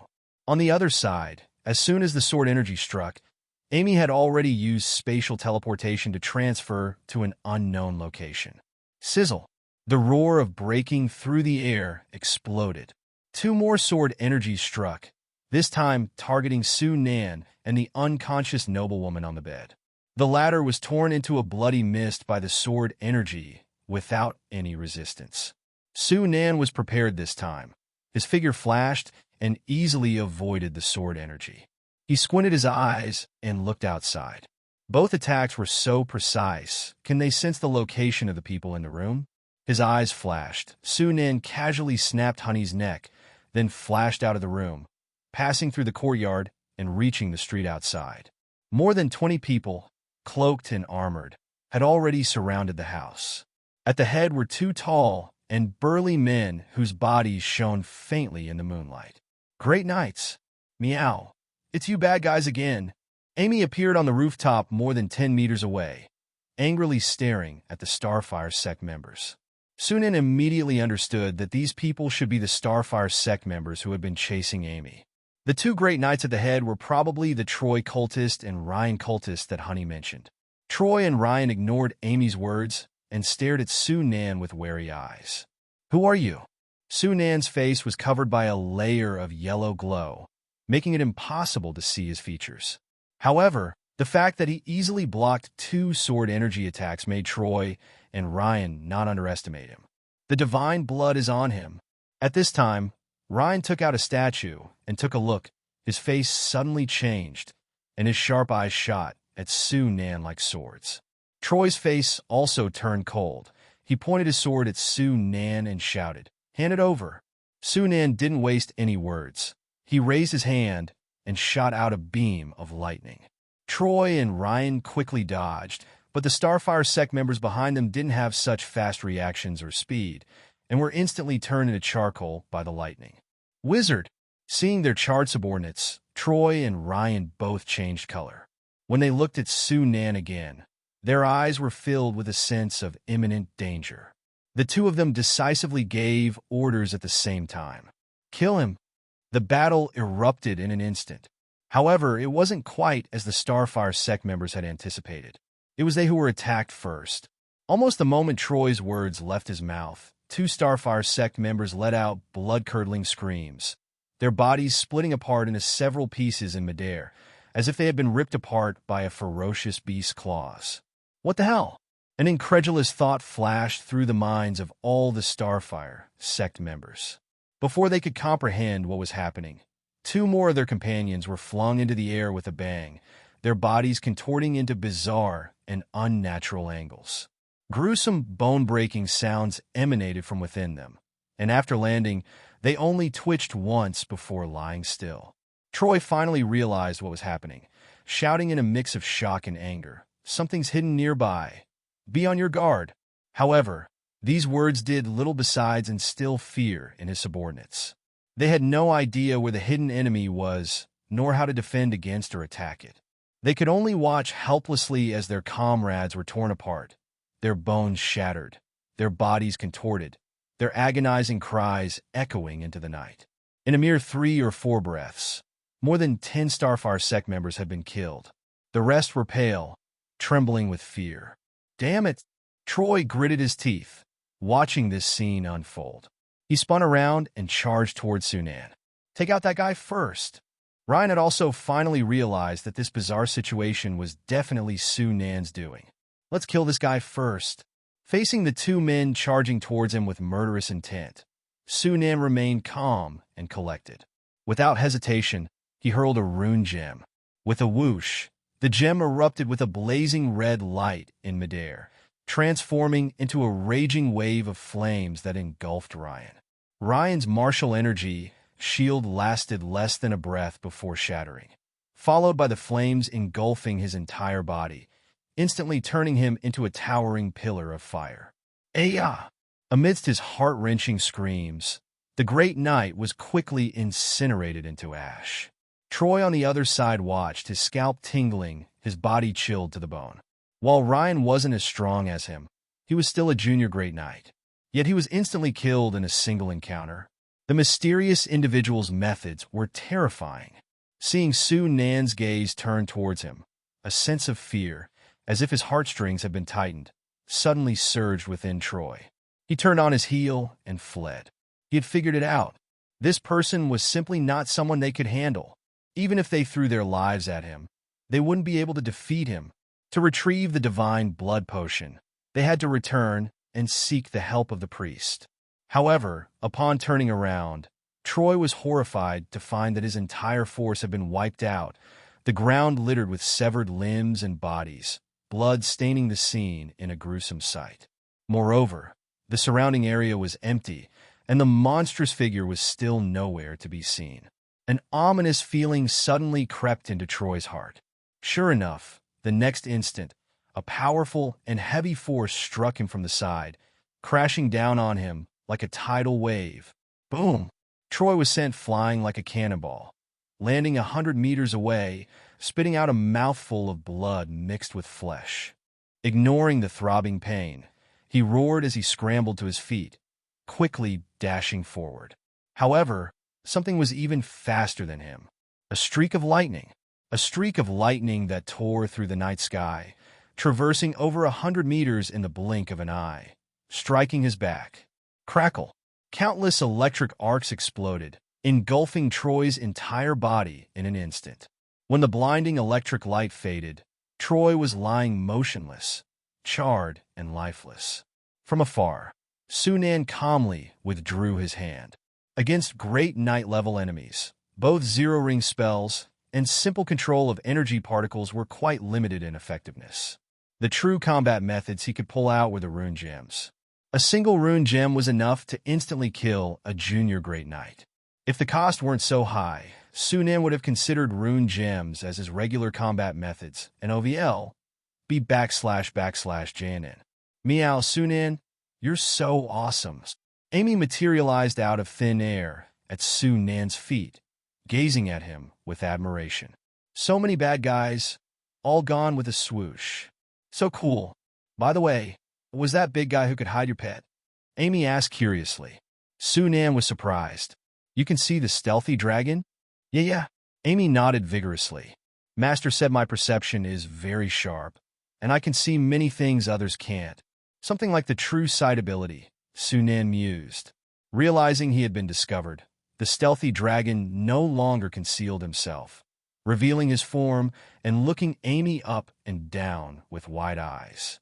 Amy instantly puffed up, hiding behind Sunan with a swift swoosh. Meow, don't eat me. Amy isn't delicious. Sunan was stunned. Just now, he indeed sensed through the magical companion contract the stealthy dragon's thoughts. This cat looks delicious. Can you sense the thoughts of other creatures?